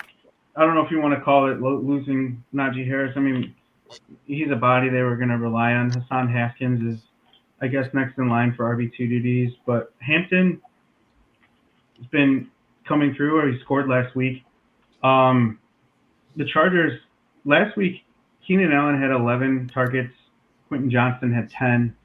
Both of them really just like I said, spreading the ball around and Yeah. Quentin Johnson, wide receiver 21. Keenan Allen, wide receiver 12.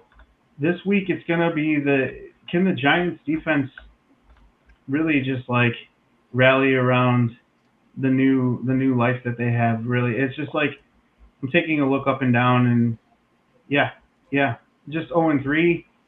The defense is the points for. They just need that shot. They need the shot. I would ask you, hot takes, if you think that they're gonna, what would be the over under on the pass attempts they let Dart have in this game? Honestly, like realistically, I'm looking at 20, 25, maybe 30. I just about said 24. Yeah. And I was coming into my head as like 21 and a half. Depending on how the game goes, depending on how the scheme goes, depending on how the RPO goes with him and Cam in the backfield, it's all going to depend on how well they move the ball with the rushing, is how well they're going to, how they're going to let Dart throw the ball. If they're moving the ball well with the rushing, then it's going to be more RPOs rushing, Dart running the ball, Cam running the ball. You're going to see some jet sweeps in there. But if they can't move the ball running against that Chargers defense, and you might see him throw for 30 times. Yeah, you might have to. They're going to try to really work between the tackles with Devin Singletary, also with Tyrone Tracy on the shelf. And like you said, Cam, just a physical presence. Neighbors is healthy, right? He practiced today in full, did I see? So, yeah, how many targets is he going to get? Number one is going to have the most targets. We'll see. Peppered. So, Cowboy Reg predictions. Yeah, I mean, the Chargers look good, and Justin Herbert's my starting fantasy quarterback in my money league. So I think they're going to blow up that Giants defense that's very, very questionable, as we know. But the good news is, hot take, you have hope. We have a declining quarterback in Dallas, and you have a new quarterback in New York. So enjoy it. Hopefully he puts up some offense. I don't expect him to win too many games with this defense, but at least you got something to look forward to. And the Giants fan himself, Vin. You're on mute, bud. Vin. That's how we like him.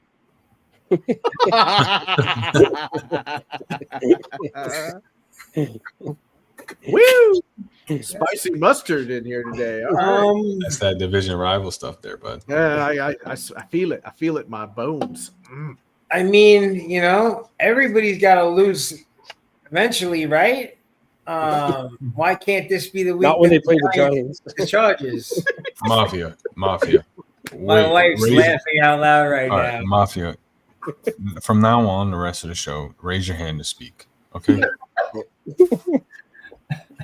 But listen, I don't know. I mean, smart money says that the Chargers will win. I'm a Giants fan. I'm very excited and hopeful because of Jackson Dart. I've opened my heart to Dart. With that being said, I'm taking the Giants, obviously. What else am I supposed to say? I'm a Giants fan. It's respect. Obviously, it's respect. Hate first. Oh, the Cardinals. Holy crap. Oh, boy. Wow. What's going on in that game? First and goal. Oh, wow. Go. Chance to tie it up. And Amari DeMercado. Not Benson. Excuse me. Yeah, so just the predictions on my end. I'll just say it outright. I think the Chargers are going to win, but I think for Dart's first start, I'm looking to see, can he at least look good in the offense? I don't know if you guys saw the clip of Dexter Lawrence. They interviewed him and were like, what do you think about Dart taking over? And he kind of gave a weird response, I guess that's not my decision, but I guess he's my quarterback now. So I don't know if maybe some of the veterans are kind of pissed off that they benched Russ so quick. So I'd be curious to see if he can play at least play a good game and a hard fought game and keep it close with a good defense like the Chargers defense. Maybe he can win some of the locker room over. He's already won the fans over. They were the preseason champions. So maybe he can win some of the locker room over. Maybe he can, look good in the offense. I feel like that's all you could ask for against a team like the Chargers. And if not, then you start to question, why not let Russ get blasted by the Chargers and then start starting the lowly Saints a week later? So, well, they have a gauntlet schedule coming up after the Saints, so we'll see what happens. The Giants and just in general have like a really hard schedule for no reason at all this year. Toughest schedule in the NFL. So, right. There's a we got to there go it is. overtime. There it is. Here. wow. Can I speak about why the Giants' schedule is so hard for them? For them, he says. Wait till Sam gives his prediction. Sam prediction on Giants Chargers. I yield my time to Mafia. No, I'm just kidding. I'm just kidding. I'm in trouble.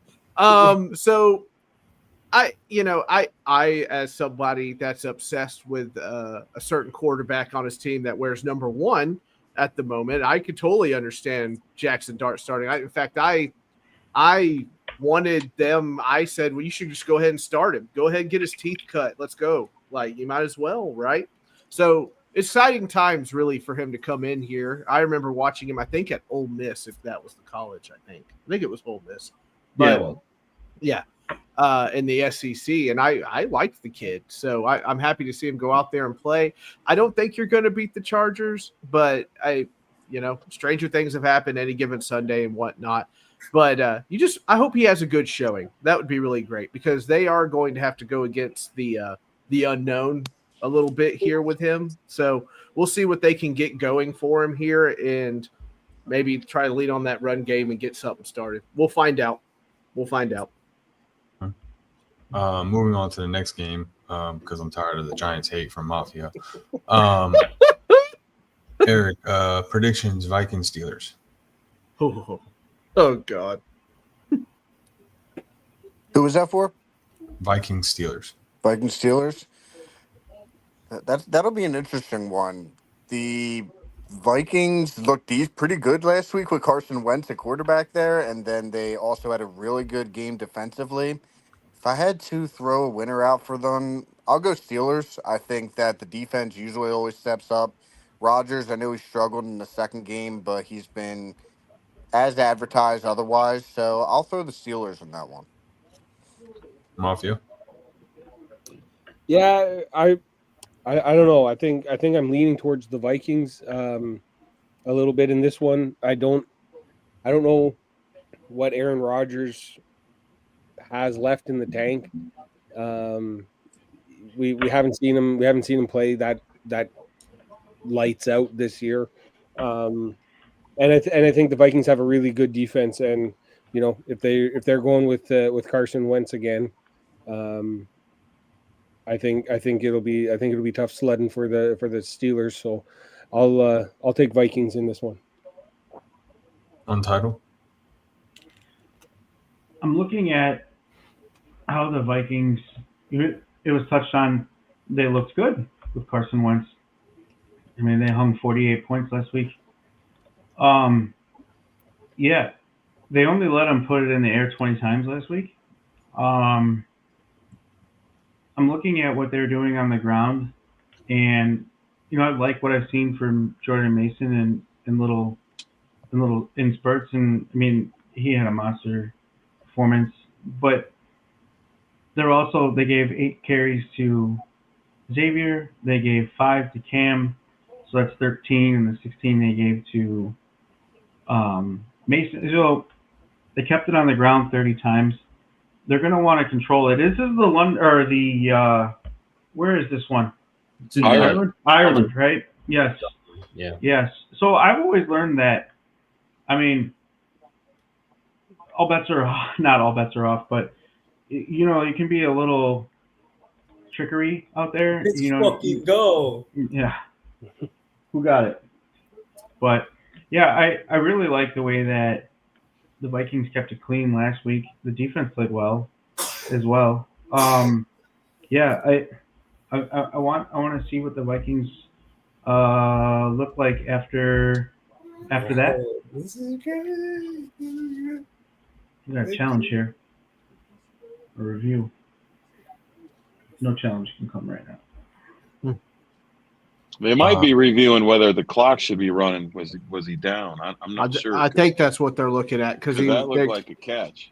Yeah.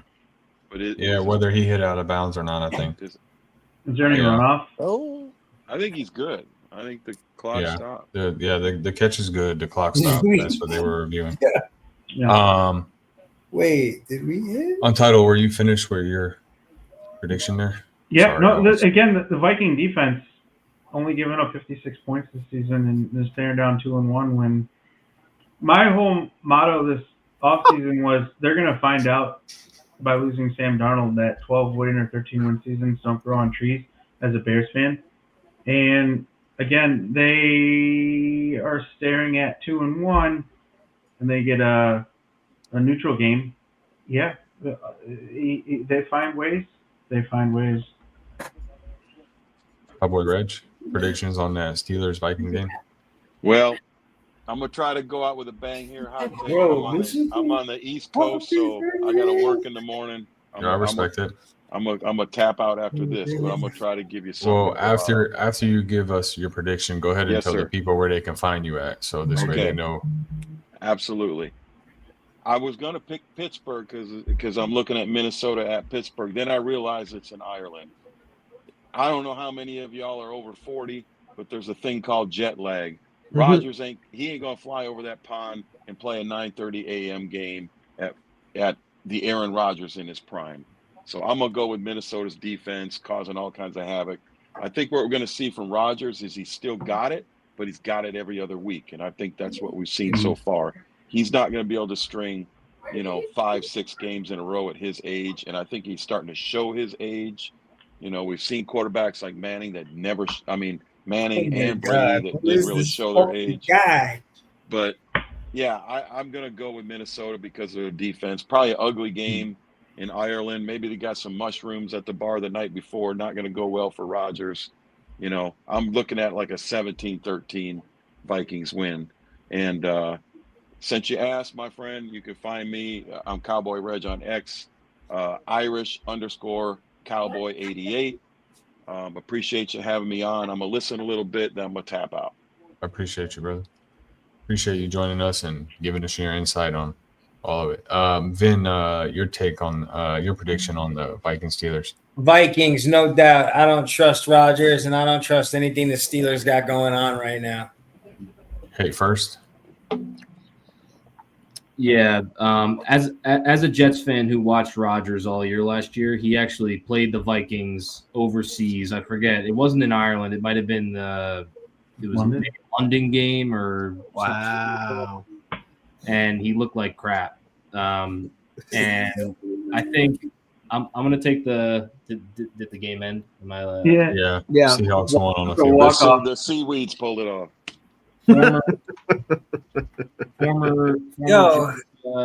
Former Jets Pro Bowl kicker, Josh Myers. You're welcome, Hot Take. Yeah. Ooh, let's go. Let's fucking go. I just hit a plus 825 parlay on that game. Let's go, baby. Nice.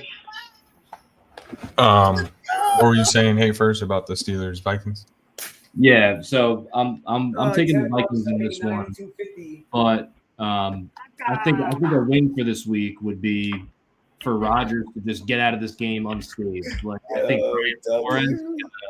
he's going to send the house early and often. I'm pretty sure he did when he played for the Jets last year when they played overseas, and with the jet lag plus Rodgers just being immobile, I think that the blitz is going to affect him. And I think Rodgers would just be happy getting out, not even with a win, but just with his bones and muscles intact. So I'm taking the Vikings, though, score wise. Cool. Sam, I'm gonna go Vikings here. I love Tomlin to death, but I think KOC seems to get his mojo working here, and I don't think it's time for Carson Wentz to fall off yet. I wish his neck acne would fall off, but I don't think his play is going to fall off yet. So I'm going to I'm going to go big W for Minnesota. Okay. Moving on to the next game, probably the shittiest game of the week, honestly. Titans, Texans, and we'll start with you, Sam. Oh, God. All right.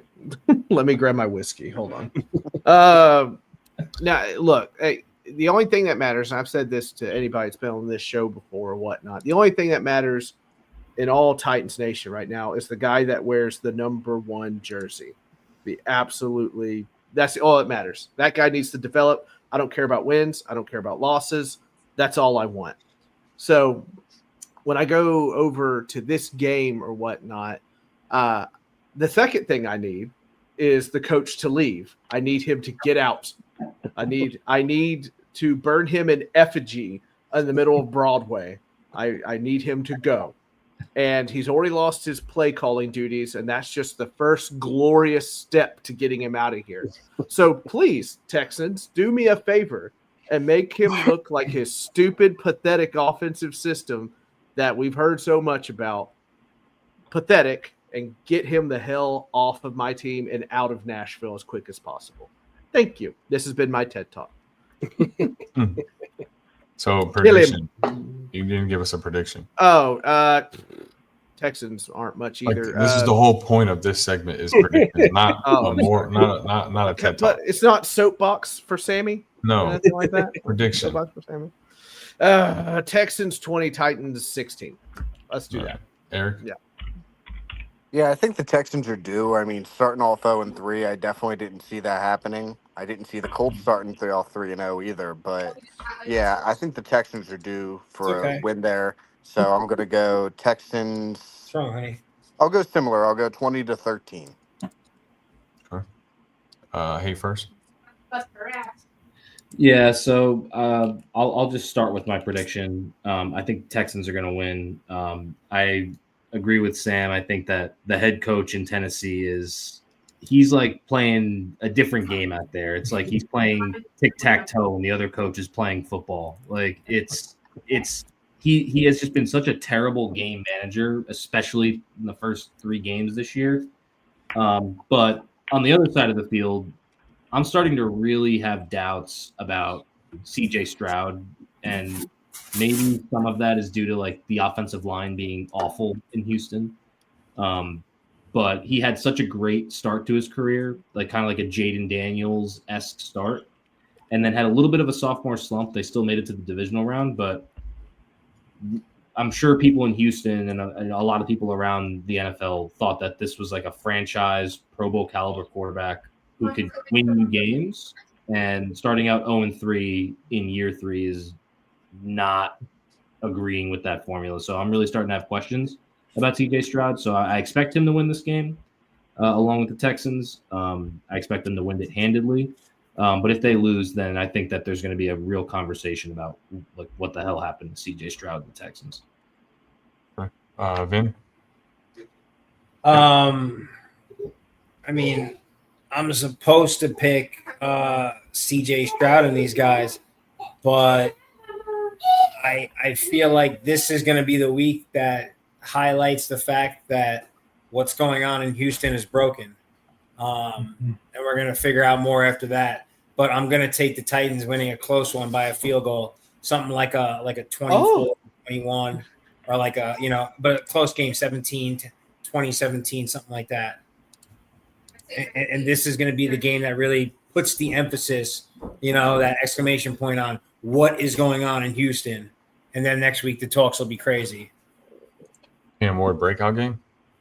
What'd you say? Cam Ward breakout game? That's my hope, man. Listen, I've kind of believed in this guy since day one. I was hoping we might have got him for the Giants at a certain point. Ew. I do like him. What? No. Oh, remember, you got me hooked to open my heart to the dart. So open your heart to. Oh, I love Jack. Once I saw Jackson Dart, once I watched this kid's film and I watched him in the preseason, his aura is like a 14 out of 10. He's ready for the show. He's exactly what we need in New York. I like the kid a lot. Who you got, Texans or Titans? I picked the Titans, like I said. Okay. So listen, guys, I gotta go. You can get my handle right there on the bottom. Thanks for having me on the Sports Podium, guys. It's been a pleasure. Check out my boys Vin's show every Wednesday at 6:30. 6 Pacific time. 6 Vinny's Pacific Corner. time. You can catch it on my X here or on our YouTube at Vinny's Corner. Appreciate you, brother, for joining us. Thanks, guys. Entitled. Don't do that, Jay. Don't do that. Predictions: Texans, Titans. Don't do that. Don't give me hope. To keep it straight, I'm on the line. This is one that Vegas has only one of two matchups that has just 7 on the head touchdown spread in Tennessee +7. Or excuse me. Let me take a look back at this. Yes, excuse me.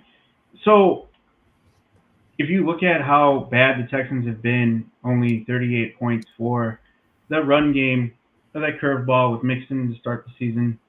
I don't think that this game separates them as much as like by a touchdown.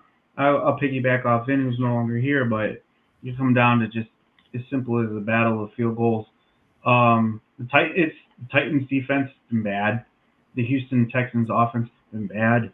So who's going to step up? I think that would favor Houston. They're just gonna. Nico Collins, he had a great week last week. He just really is just like the best player in this game.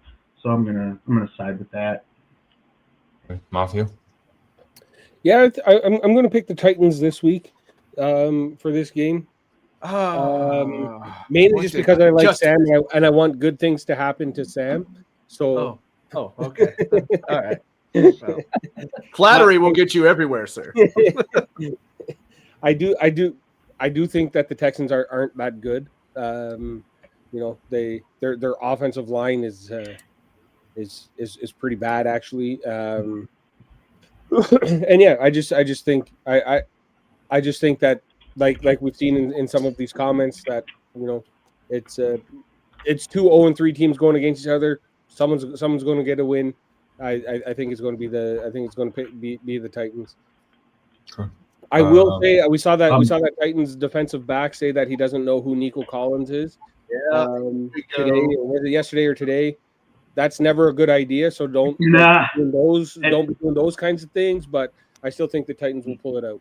Mafia, you made an incredible point. I have to speak to it. As PFF has the Houston Texans rated last in the offensive line. So you hit the nail on the head. All right, Big Jeff, let's go. I mean, we still don't know who Josh Allen is, but we won't talk about that. Commanders, Falcons. Eric, we'll start with you. Prediction on that. Yeah, I think Falcons last week. I mean, that was a struggle against the Panthers in that one. We saw the Commanders come back from that week 2 loss to the Packers. So riding with the Commanders there. If I had to throw a score on it, I'll go 28-14. Sam? I'm not a big believer in Raheem Morris. I wasn't a big believer when he went to Tampa Bay. I'm not a big believer now, and he's starting to fall into these habits. He doesn't build a good culture for teams, and now we have not a good culture for Atlanta. We've already started to shuffle coaches around. You get out of the booth, come down here, you take this job, you're fired, blah, blah, blah. This smells like desperation to me, and desperation's not all the best, That's my brother-in-law. He's a Colts fan. Don't do that. Anyway, so I'm going to go with the Commanders here also because I think Atlanta's in some deep trouble. Hey, first. Yeah, I'll keep this pretty quick. I think that the Commanders look good. I don't know if they're getting Jaden Daniels back this week. Regardless, I think that they're going to win this game easily. I think the Falcons stink. I think that the perplexing pick to draft Penix with a top 10 pick when you recently signed Kirk Cousins is starting to look pretty bad.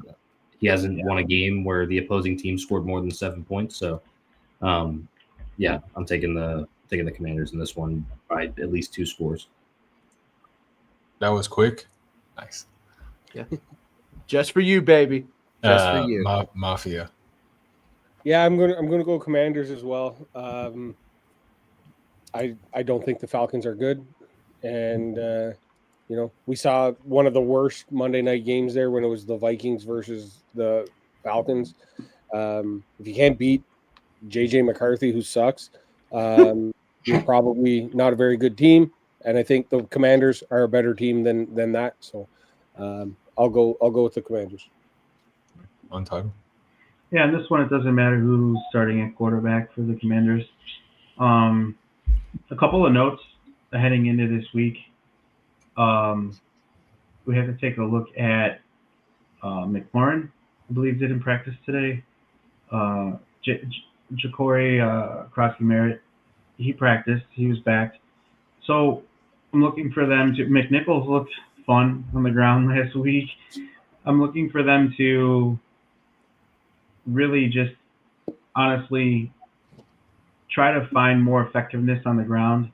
I do have them – there's only a 1.5 spread on this one. Penix, it's just like it was a previously touched on. It's just like, man, it's really just this has got to be just not the situation where he tries to find a way to get right. Yeah, I need some of his playmakers to step up too. He didn't connect with Mooney on a few. There was a lot left on the table, but not enough for them to really clean it up enough. The Commanders, I think, probably. I want to say it fluctuates. If Mariota's starting, maybe only 24-13, something like that. But if Jaden's back, they should roll around 30 points. Sure. The Saints versus Bills. Mafia, I don't need your homer pick. We know where you're going with that. You're probably going to say 55-3 Bills. No, I think it is going to be closer than it should be because of like how we've been playing recently. It's probably going to be a little bit closer. The spread is at like 15-point win for the Bills, which is crazy. 15.5. It just changed like a half hour ago. I've been looking at this one. It's a crazy spread. I don't think we should win by 50 points for sure because the Saints are bad, but I don't think that's going to happen. What's out of control is it's a 15.5 spread and the over-under is 47.5. Sort of the Bills going to score 42 points. Are you done with your homer take, Mafia? Yeah, the Bills win. Bills win, and all is right in the world. And we can enjoy our weeks when the Bills win. I got a question. So you're gonna have another Victory Monday. I got a question. Yeah. I got a question, Miss Clifton. Put your hand down. All right. Put your hand down. Okay. All right. Untitled. Oh yeah. That's what you get for laughing earlier at the Giants game. Untitled. Prediction on your Bills. You know what? Passive aggressive comment on X just for you, buddy. That's what you get. Yeah, I'll show you. I'm gonna say 38-13, and they live inside that. They blow the spread, but Allen spends most of the fourth quarter on the bench. Say hello to Trubisky. Yeah, hello to Mitch. But before that, I would really like to see Buffalo. I really like to see Allen figure out who his. I would really like to see him just find more connection with Shakir. I'd like to see him find more connection with just like, Hawes has stepped up a little bit. Kincaid has looked really well. Again, just finding more avenues for them to win later in the season when they need to, working on their reads, finding each other. It's going to be fun from a New Orleans perspective in that they're going to be playing from behind the whole game. So Alvin Kamara is just going to get littered with targets behind the line of scrimmage and out in the flat.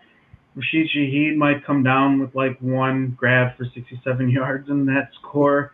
And that's kind of all you're going to be looking at. And I don't know how much you're going to get from the Bills offensively because he might also, Allen likes to in these situations, I've noticed, sometimes you look at it and it's that classic, that helps nobody. And so he's going to find other ways to get more guys involved in a game like this. But they're going to feed everywhere still, so fire them all up. Hey, first. I think the Bills are going to win, but I just want to call out some suspect behavior from Mafia Members Podcast, kind of putting some saying that the Bills aren't going to win by as much as some people think. Listen, so if you've tuned in the last 3 weeks, he always does this whole skit about how his Bills are not going to win by this many points, or they're going to have a close game. Like, it's just a part of his skit. So like, just don't fall for the trap. It's not a skit. It's not a skit. We were supposed to beat Miami by 50 points too, but we didn't do that. Every week you're supposed to beat everyone by 50 points every week. It's a classic maneuver from like teams that have been historically bad, because I do the same thing for like they're supposed to win. I pour cold water on it. He did it. Me and Mafia went live a few weeks ago previewing the Jets Bills game, and he buttered me up the whole live stream. Exactly. And I even picked the Jets to win that game, and I was just watching the game, and I had to turn it off at halftime. So the spread could have been minus 30.5, and I would have said Bills covered. And I know that Mafia believes that too, but he's just trying to be humble and not I am humble. One thing about me is I'm humble. That is for sure. Sam, can I ask a question first, or are you gonna get really mad? You can ask your question now. All right. Okay. All right. Let's just. I don't like that tone. Let's just calm it down. All right. All right. Anyway, so who do you guys think is going to pick first in the draft next year? Miami or the Saints? Titans. Next. All right. Cool. All right. Cool. That's great. That's wonderful. Anyway, so yeah. Look, the Saints are just who they are at this point. Like a bunch of us are, trying to figure out the way where they need to go and whatnot.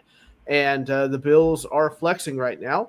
I think they've looked pretty good. They're not running Josh Allen at right guard anymore, which I absolutely hated last year. I despised it. Instead, he's throwing touchdowns and stuff like that. I have Keon Coleman on my fantasy, and I need him this week. So I would appreciate that. And, Bills are going to roll. Hope you lose. Why you're so angry? Who hurt you? Bills, Saints. Who you got? Yeah, I got the Bills. I mean, I think the Saints, they are, as you guys also mentioned, they are who they are at this point. 0-3 so far in the season.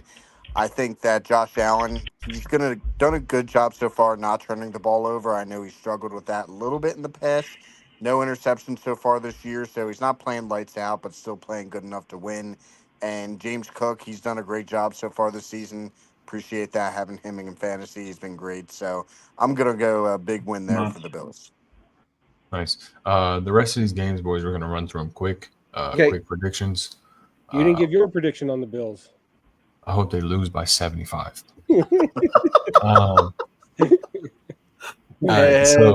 Petty. I hope your Titans lose by 120. They might. You might be right about that one. All right. We'll make this Mafia Eagles Bucks. Eagles Bucks. I'll go Bucks. Untitled. Yeah, I'm going to say the Eagles.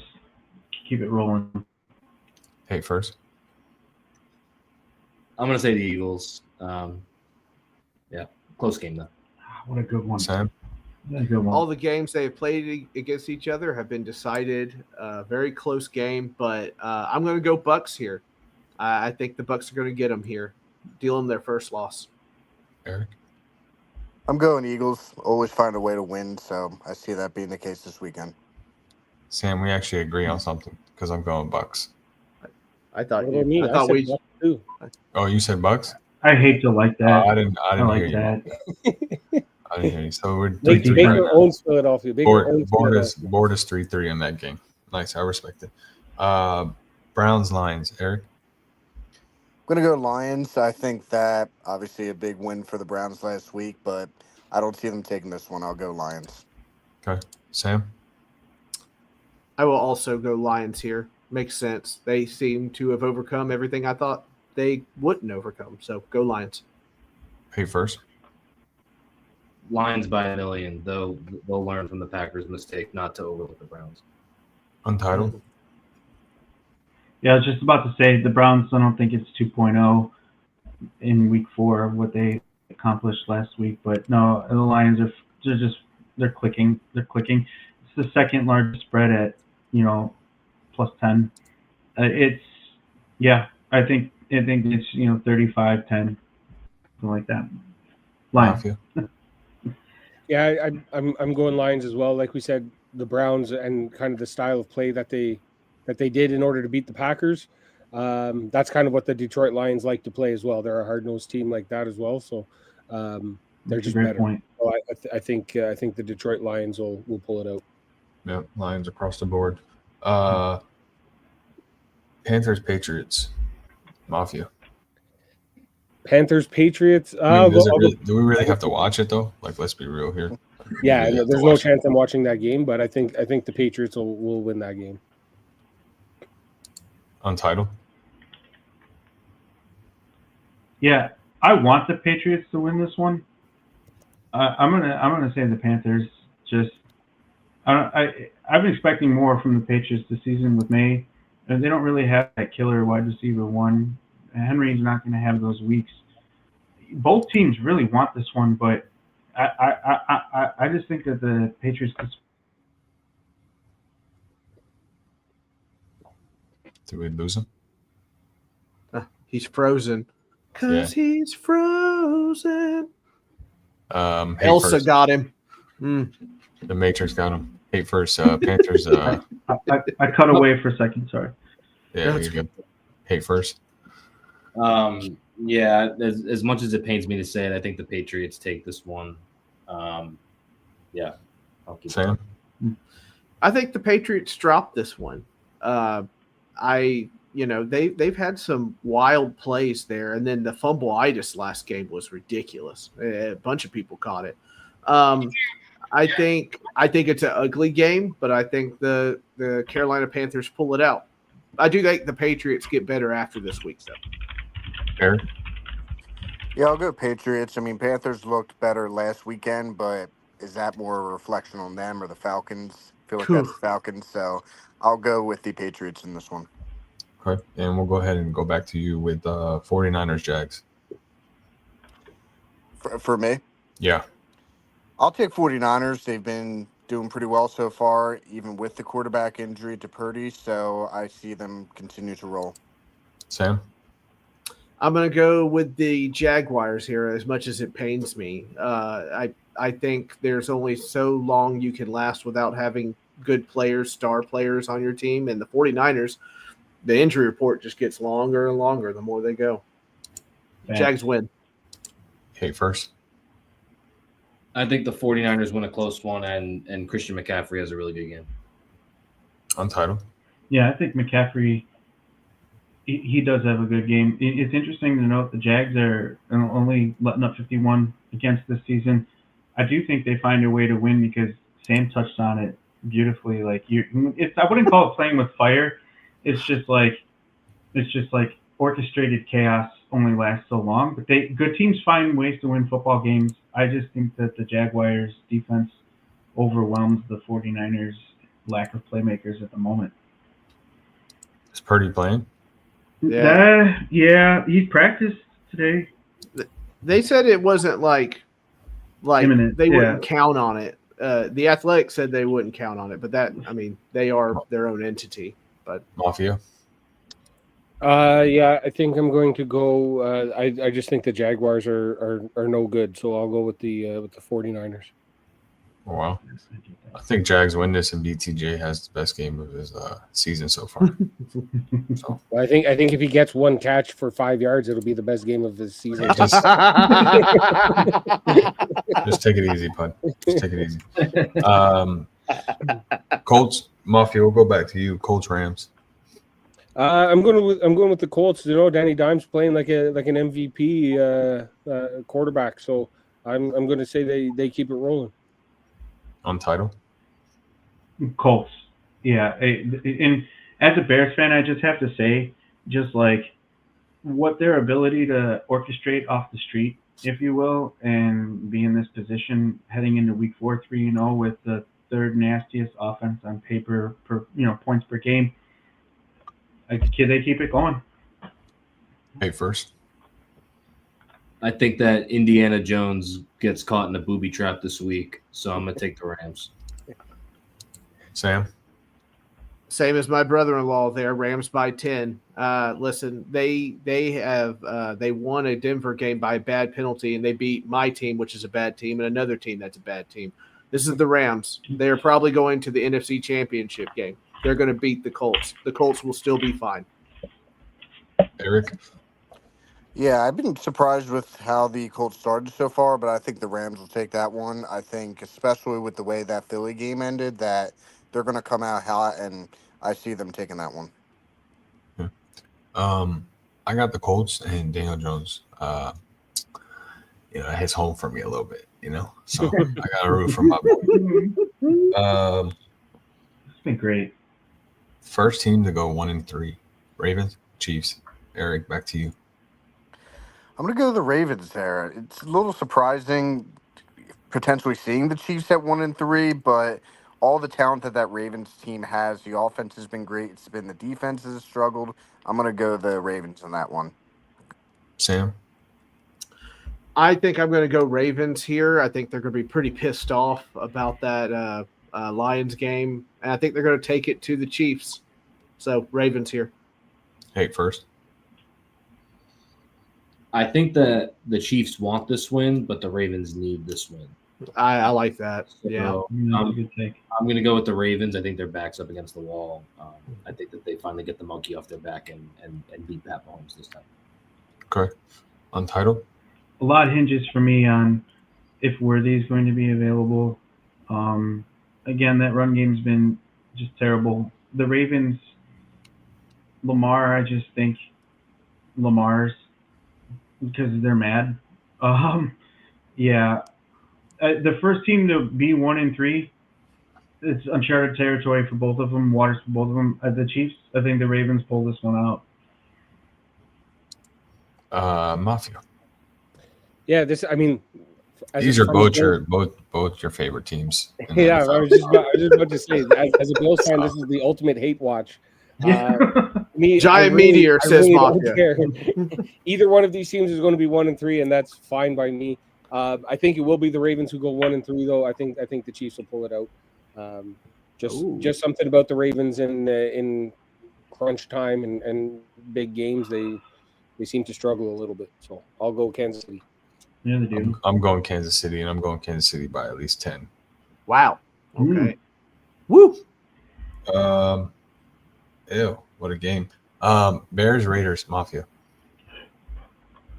Bears, Raiders. I'll go Bears. I don't think the Raiders are all that special. I saw a stat the other day. Ashton Genty, 100% of Ashton Genty's rushing yards are after contact. No. 165 rushing yards. 164 of them are after contact. So there's 1 yard that he got, without contact. So yeah, the offensive line for the Raiders is absolute trash. They're not stopping anything. They can't stop a nosebleed. So I just think the Bears are coming off the high of beating the Cowboys, and I think they'll keep it rolling. Can they stop Josh Allen's nosebleed? Nobody can stop Josh Allen. Nobody can stop Josh Allen. Untitled, what are your thoughts on this game since now we found out that you're a Bears fan there, bud? Yeah, I didn't really ever share that much. No, I think the Bears keep rolling with Caleb. Like I said, he had a quarterback one performance last week. The connection with the Burden's budding. They need to keep the run game is just there is none. But that's not entirely true. Yeah, again, the Raiders just that O-line, and Bowers is really just like the only like shining hope for me here from the Raiders with anything that I have out of this one. But no, the Bears, they're on the road, but they win by 10. Take first. I'm going to also go with the Bears. I think that they got a good pair of games, the Cowboys and the Raiders, for that is nice for Caleb and Ben Johnson to really dip into their bag a little bit and solidify their connection. So I'm taking the Bears in this one. Sam? A little disappointed in the Raiders. I thought they'd be a little more steady here with Pete Carroll. Hasn't originated yet. Yeah, I'm going to go. I have to go Bears here. Yeah. Eric? Yeah, I'm going Bears as well. I think that great game last week, obviously, against Dallas. Great offensive battle. you guys made some great points about the Raiders' offensive line, so I see the Bears taking that one. Honestly, so everyone said Bears here, and I hate to Yeah, be Bears. that guy.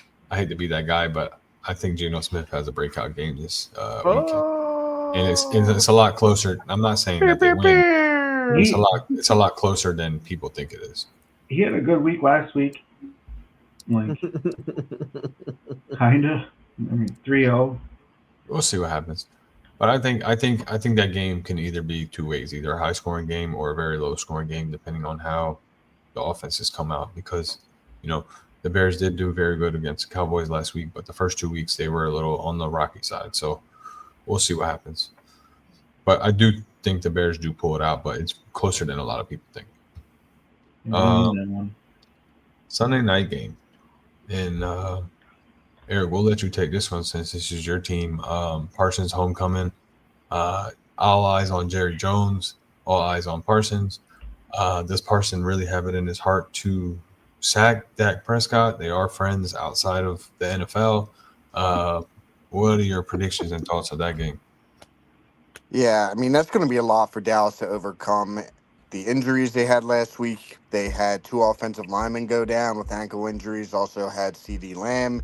That injury with him as well. So it's going to be too much to overcome. And then you add the aspect of Parsons with that depleted Dallas offensive line. So going to take the Packers, unfortunately, in that one. Okay. Now, I do have this question for you. I did post it today. Does Michael Parsons disrespect the star? That's a good question. I don't think so. I think maybe he'll do something subtle, but not on the star. I think maybe something to the crowd, depending on the reception. But now I don't see that. But you never know. Does the crowd boo him? Oh yeah. Yeah. You're gonna get a mix. You're gonna get some loyal fans that are continuing to be fans of his, but you'll also get a lot of people who weren't happy with how that situation unfolded. So you'll get a good mix. Okay. And then last question for you. Yep. But when you broke it down and you looked at all the information that was released to us, obviously we're not going to get 100% of the information that happened between him and Jerry Jones and their agent and stuff. Do you really blame him for wanting to leave off the information that of what was told to us? Not really. As far as wanting to leave, I think that we know how the Cowboys operate. I'm definitely surprised that they did end up trading him in the end, but I don't really blame him. Obviously, they didn't want to go through his agent. Jerry felt slighted because of the quote-unquote handshake agreement there. So, but no, I don't really blame him for that now. Sam, prediction. Cheese everywhere. By a mile. Parsons gets over 3 sacks and doesn't stand on the star, but goes and takes a nap on the stretch table, just for good measure. Hey, first. Yeah, I think that this would have been interesting if the Cowboys were at full strength, but I think that the Packers win, and with some of the injuries on the offensive line, I definitely think Mike is going to get his sack on his old buddy Dak Prescott. Untitled. I think the Cowboys come out swinging, but they throw their biggest punch early, and that's it. And in the beginning, it's kind of like, oh, they're in Dallas, and who knows, and they're on the road, and that narrative just gets pummeled quickly. The Packers just, win by 3 scores. And they're not full strength like Hay first said. They're just operating. No cylinders are firing. Micah, 3 sacks plus. Sure, I love that, Sam. Thanks. Mafia. Oh, sometimes I'm smart. Hold on, Mafia, before you go, please don't make Sam's head bigger than it already is. It already takes up the whole screen. We don't need it any bigger. Say what? Mafia prediction. I think the Packers are going to win the game. When it comes to Micah, I think most Cowboys fans realize that Jerry Jones is the problem. So I don't think they have too much like ill will towards Micah, and they all kind of understand what's going on. So I don't think he'll get like that bad of a reception, or anything like that. And but I think the Packers will win, and I don't think it'll be close. Right. Biggest question is CeeDee Lamb. If he's playing, He's not playing. If he's not playing, who do you rely on? Obviously, they have Pickens, they have Tolbert, they have Turpine.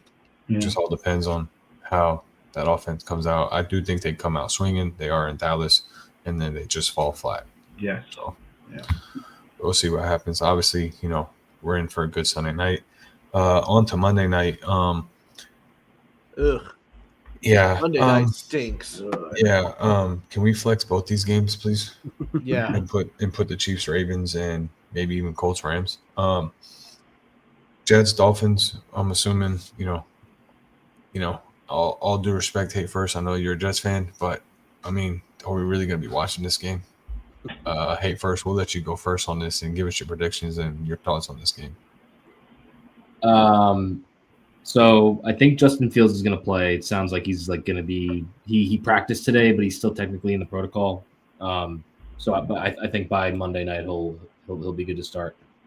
Let me say, if we lose this game, the next time you have me on the podcast, I will be wearing my Hate First Sports paper bag. The Dolphins are awful. That's not to say that the Jets aren't also awful, but the Jets have played some good teams, so I expect them to beat this like disheveled Dolphins team. So with that, I'm going to predict that the Jets get their first win on Monday. Okay, well, I'll go ahead and say this for the record. If the Jets lose on Monday night, you will be back next week, so we can see that. Untitled prediction on this game. I almost want to say it's a tie. No. Yeah. Oh man, Hate First is. I don't see how the Jets don't win right now in the state of the Miami. That's all I have to say. Mafia, both your division rivals. Obviously, you don't care to watch, but I still need your prediction. Yeah, I'll take the Jets.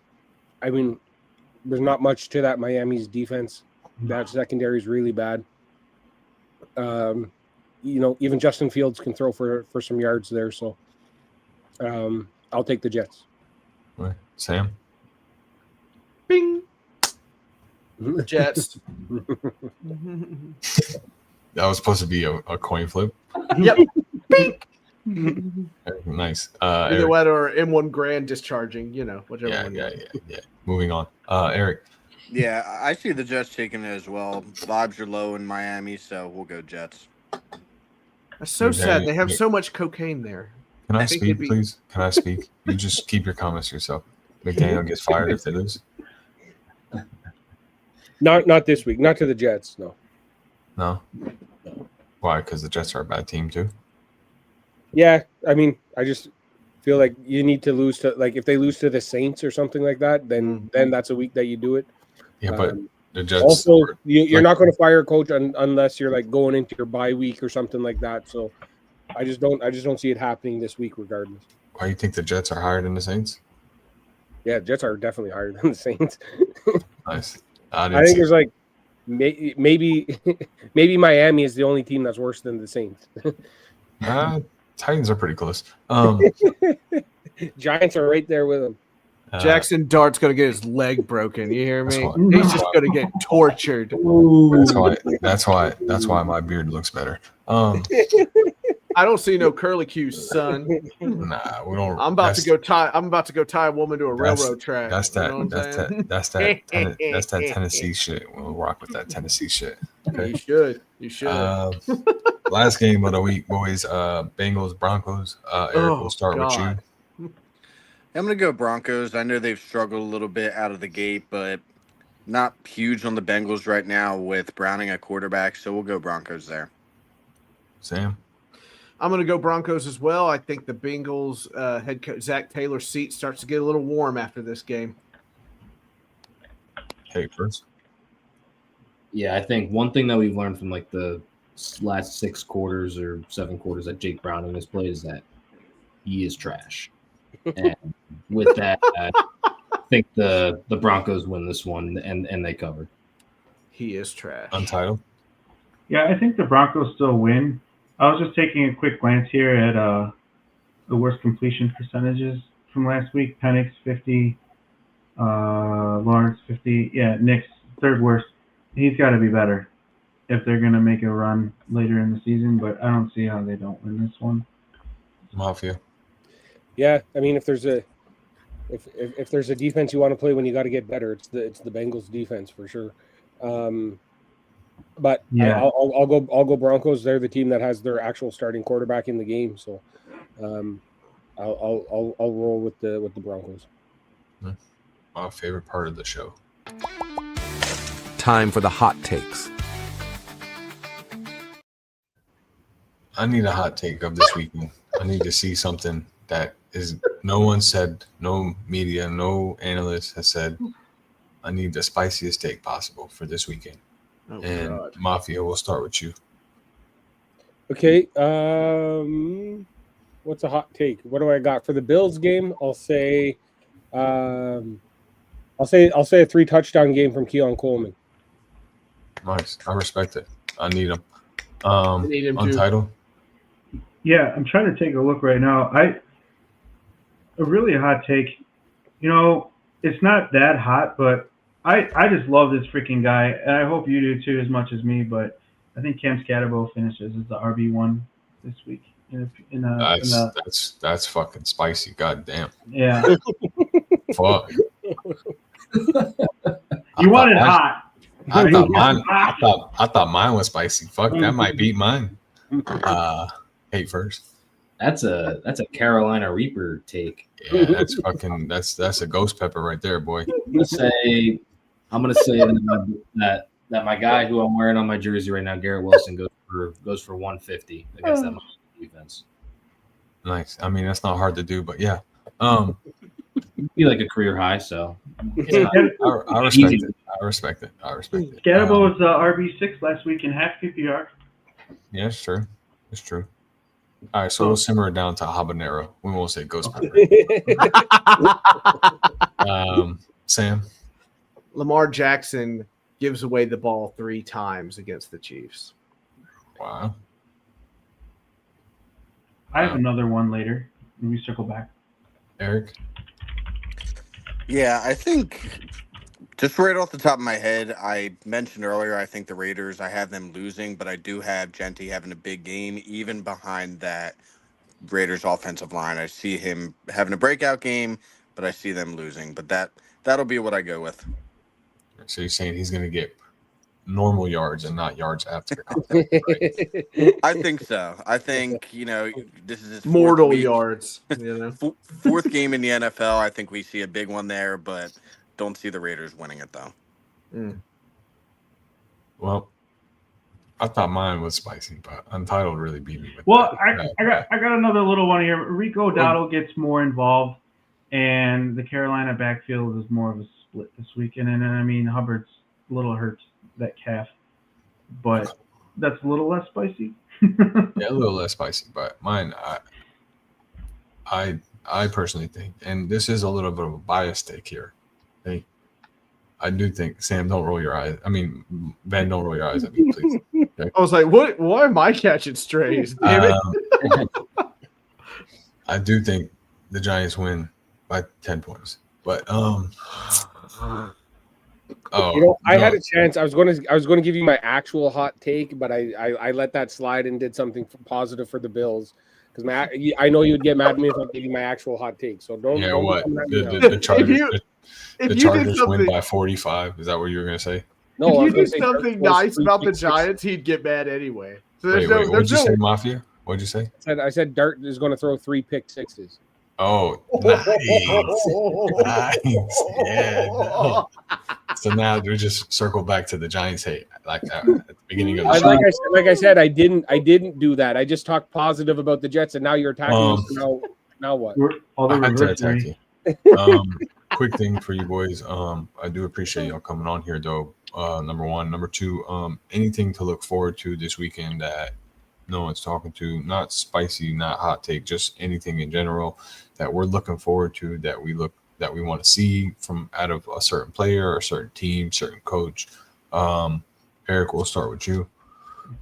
Yeah, I mean, I think taking a Cowboys fan perspective, I'd like to see the running game continue to be consistent. I really like what I've seen out of Javonte Williams, and I think even Miles Sanders as a number 2 back, he's been solid besides that fumble that he had against the Eagles. But I'd like to see their running backs stay consistent. I think that's something I'll be looking out for. Will we see Blue anytime this year? We'll see him. Maybe I'm surprised we haven't already. If not now, maybe around the bye week, something like that. But we'll see him for sure. Sam? I guess I'll be based a little bit too here. I would like Cam Ward to really show out this game against the Texans. And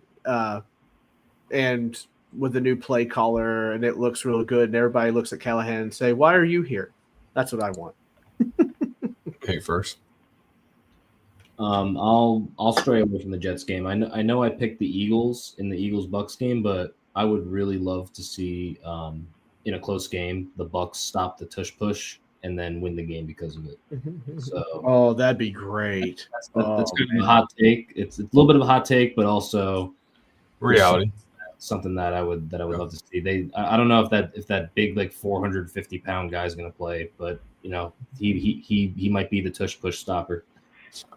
I don't know if I want to ask Mafia this question. He's got this look on his face. Mafia. No, I mean there's a couple things.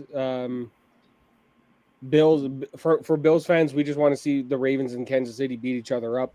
I think that's going to be the game of the week.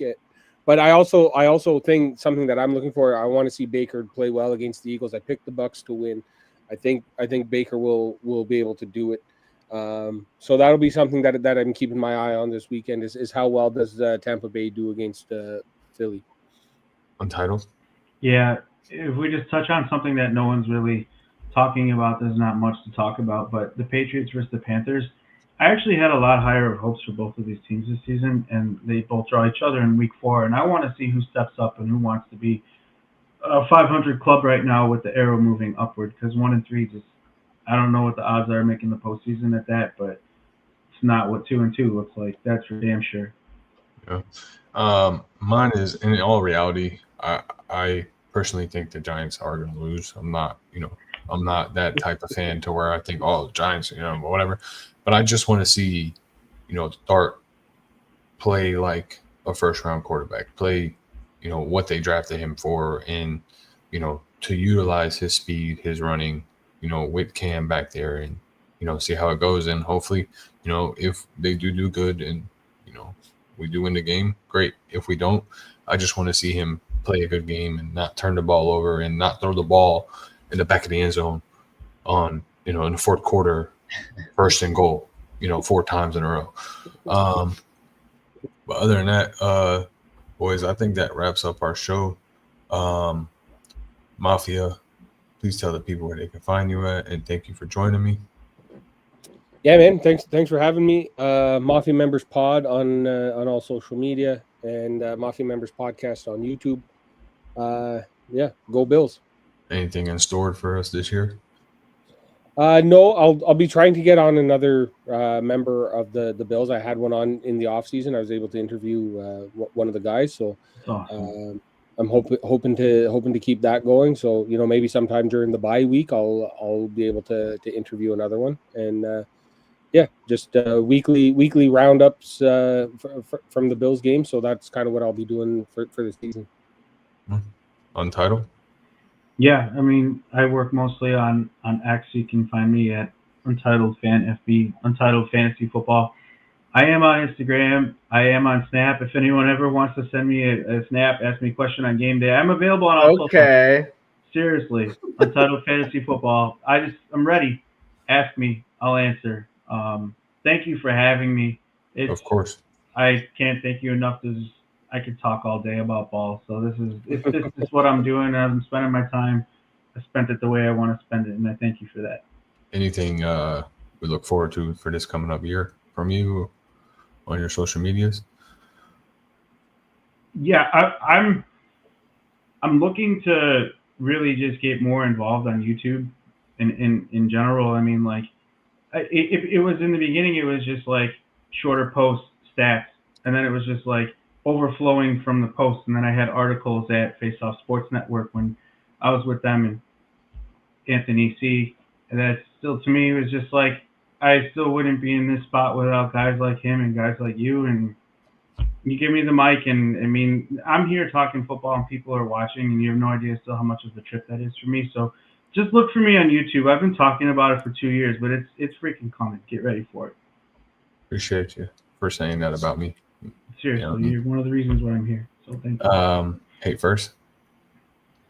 Yeah. First and foremost, thanks for inviting me on today. I had a great time talking football. So you can find me on X and YouTube at Hate First Sports. Like I said at the start of the pod, looking to also expand into YouTube, just trying to figure stuff out. But for the time being, continuing to appear on live streams is what you could probably look forward to throughout football season. And you can also just look forward to sad tweets from a Jets fan who's been watching ass for 15 years. So that's about it. But yeah, thanks again for having me on. Of course, I appreciate you joining me. But also remember, if the Jets do lose, you will be back next week with the paper bag. Oh my God. That was fantastic. I'll be back. Sam? Always be always a good time to be on with you, bud. You know that. You can always catch me at Mr. First Down on Twitter. You can check out my show. I'm on YouTube, Instagram, and Facebook at Fanboys Unleashed. I go live tomorrow night at 8:30 p.m. Central Time. I'm going to have a reporter for the Texans on, and we're going to talk about this toilet bowl of a game that's happening on Sunday. And other stuff like that. I go NFL 365 7 days a week. But the show's on Friday night at 8:30. Feel free to join in. Can't wait to watch that backyard football game. Yeah, it's going to be fantastic. Yeah, that game's going to be just like the kids at the football field. Eric? Yeah, appreciate you having me. So for Twitter, you can find me at eClanBara as listed here. And then you can also find me for my podcast on Spotify. It's Sports Space Podcast. And also on my X account, I throw up a lot of blogs, things I'm working on in media. I also work at a radio station, WCHE, so host some shows on there. So a lot of places to find me. Appreciate you having me. I appreciate y'all joining me. You can find me at my name right there, Hot Take City 904. You can follow my Sports Podium page at Sports Podium 224. We also have a YouTube page, and my co-host will be back next week. That's at Austin_Roland0. Appreciate y'all boys joining me. Appreciate the boys that left me earlier as well. I know everyone's got life. They can't be on a stream for 2.5 hours. I appreciate all the viewers for tuning in. Until next week, and we see Hate First wear that paper bag. Peace.